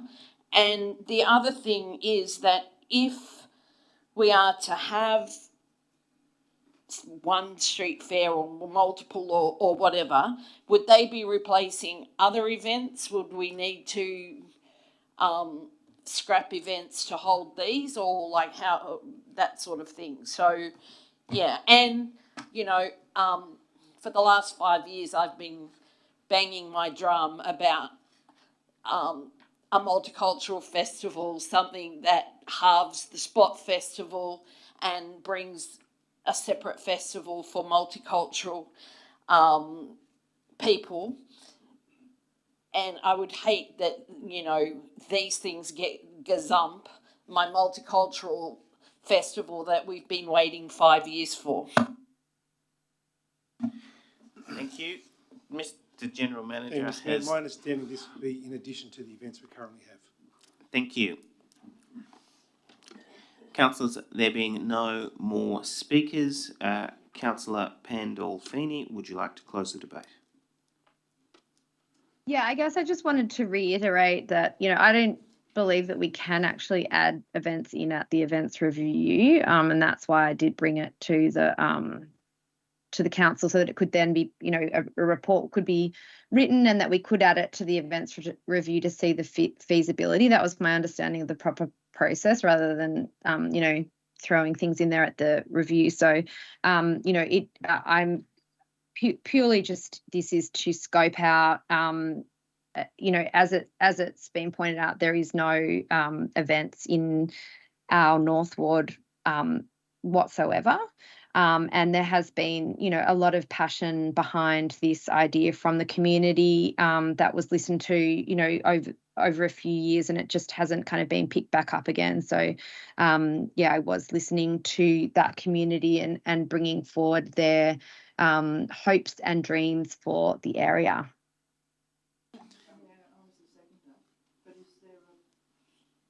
Is there a possibility of the 3 North Ward councillors having their name attached? Actually, that is correct, that Councillor Nielsen was the seconder.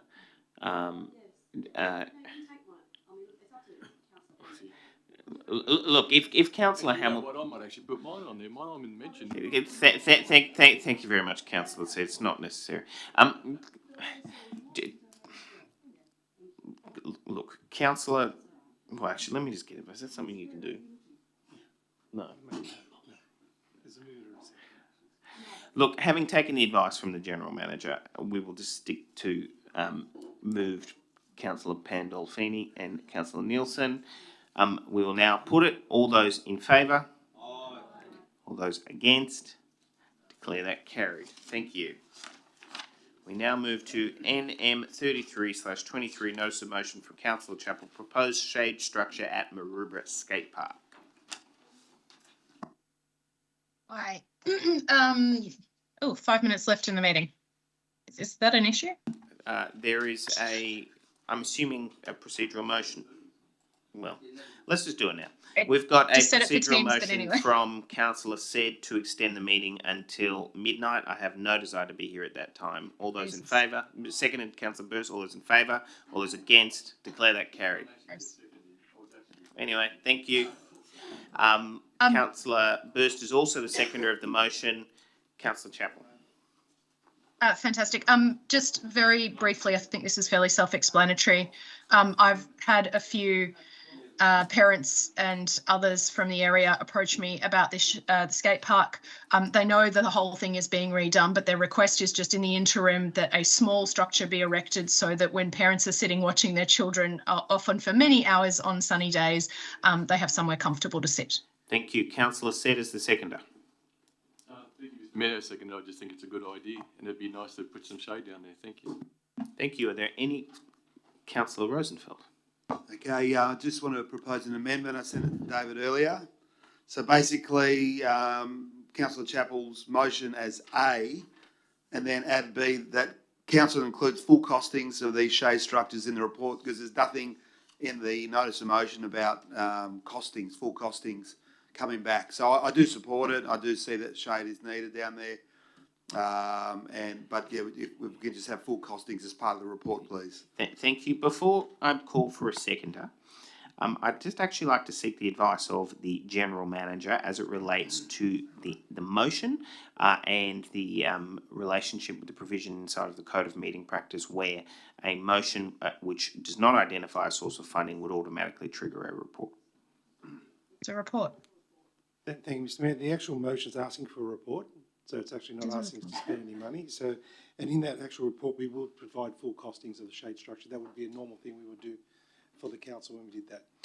In light of that advice, Councillor Rosenfeld, do you still wish to move your amendment? No, it's obviously coming back on. Okay, thank you. Is there any further debate? There being no further debate, I'll now put it. All those in favour? Aye. Those against? Declare that carried. Thank you.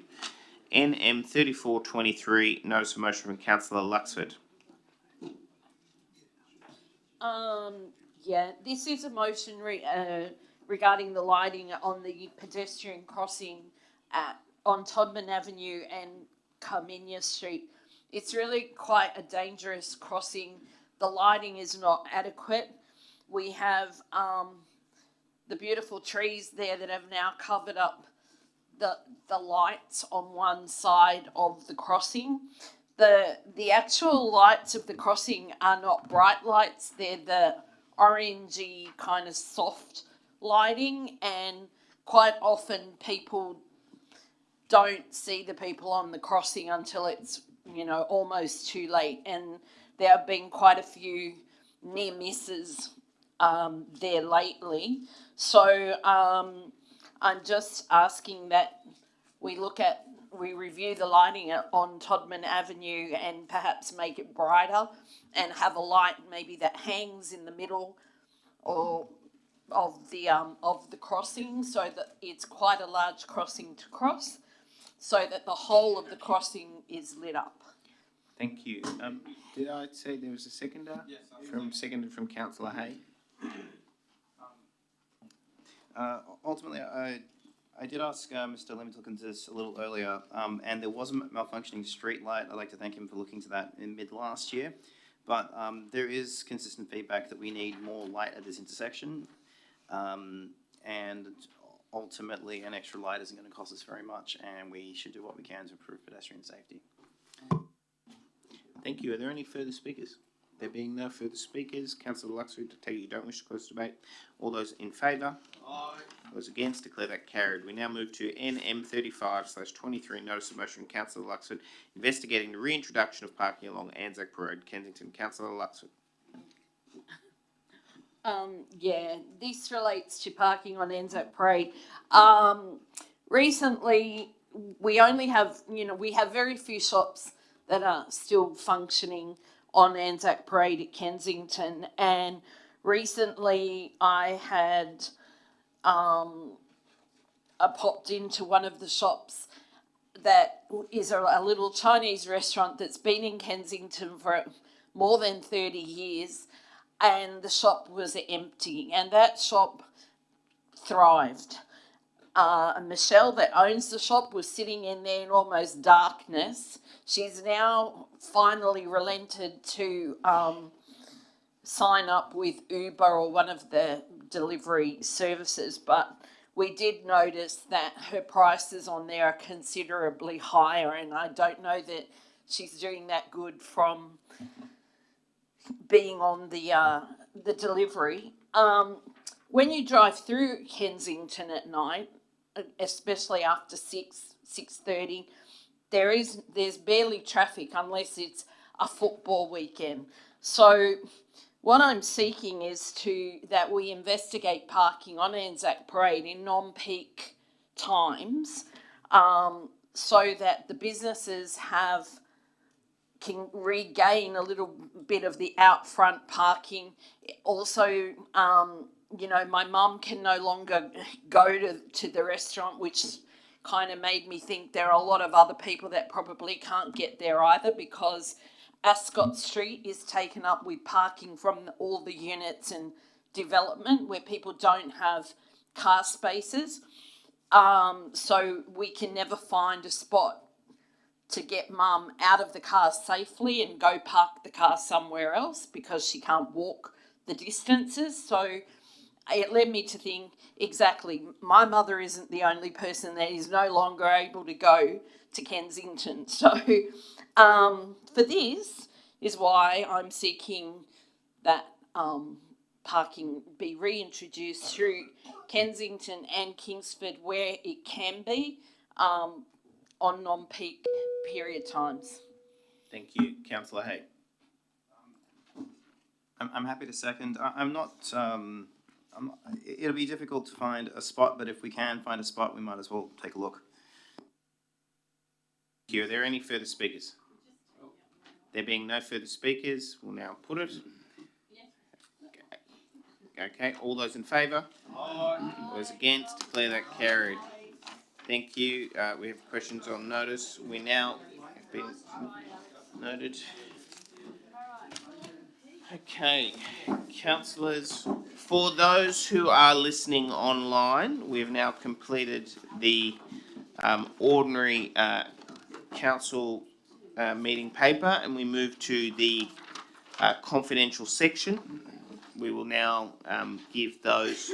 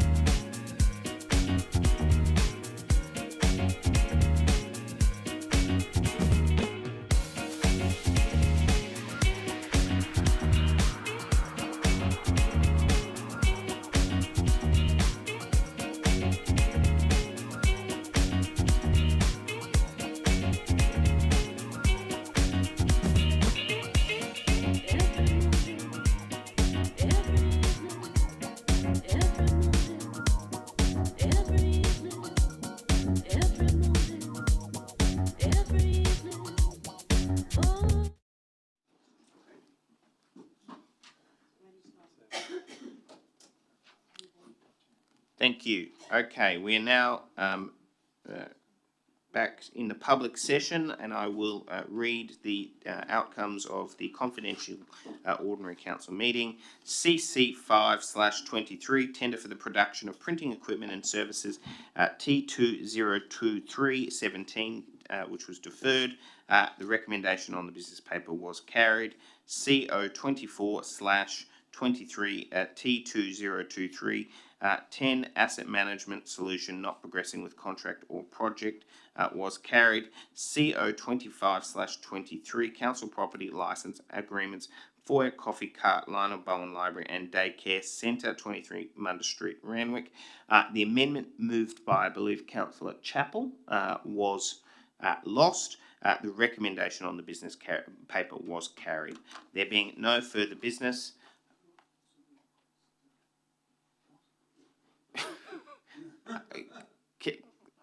no, there's no facility under the business paper.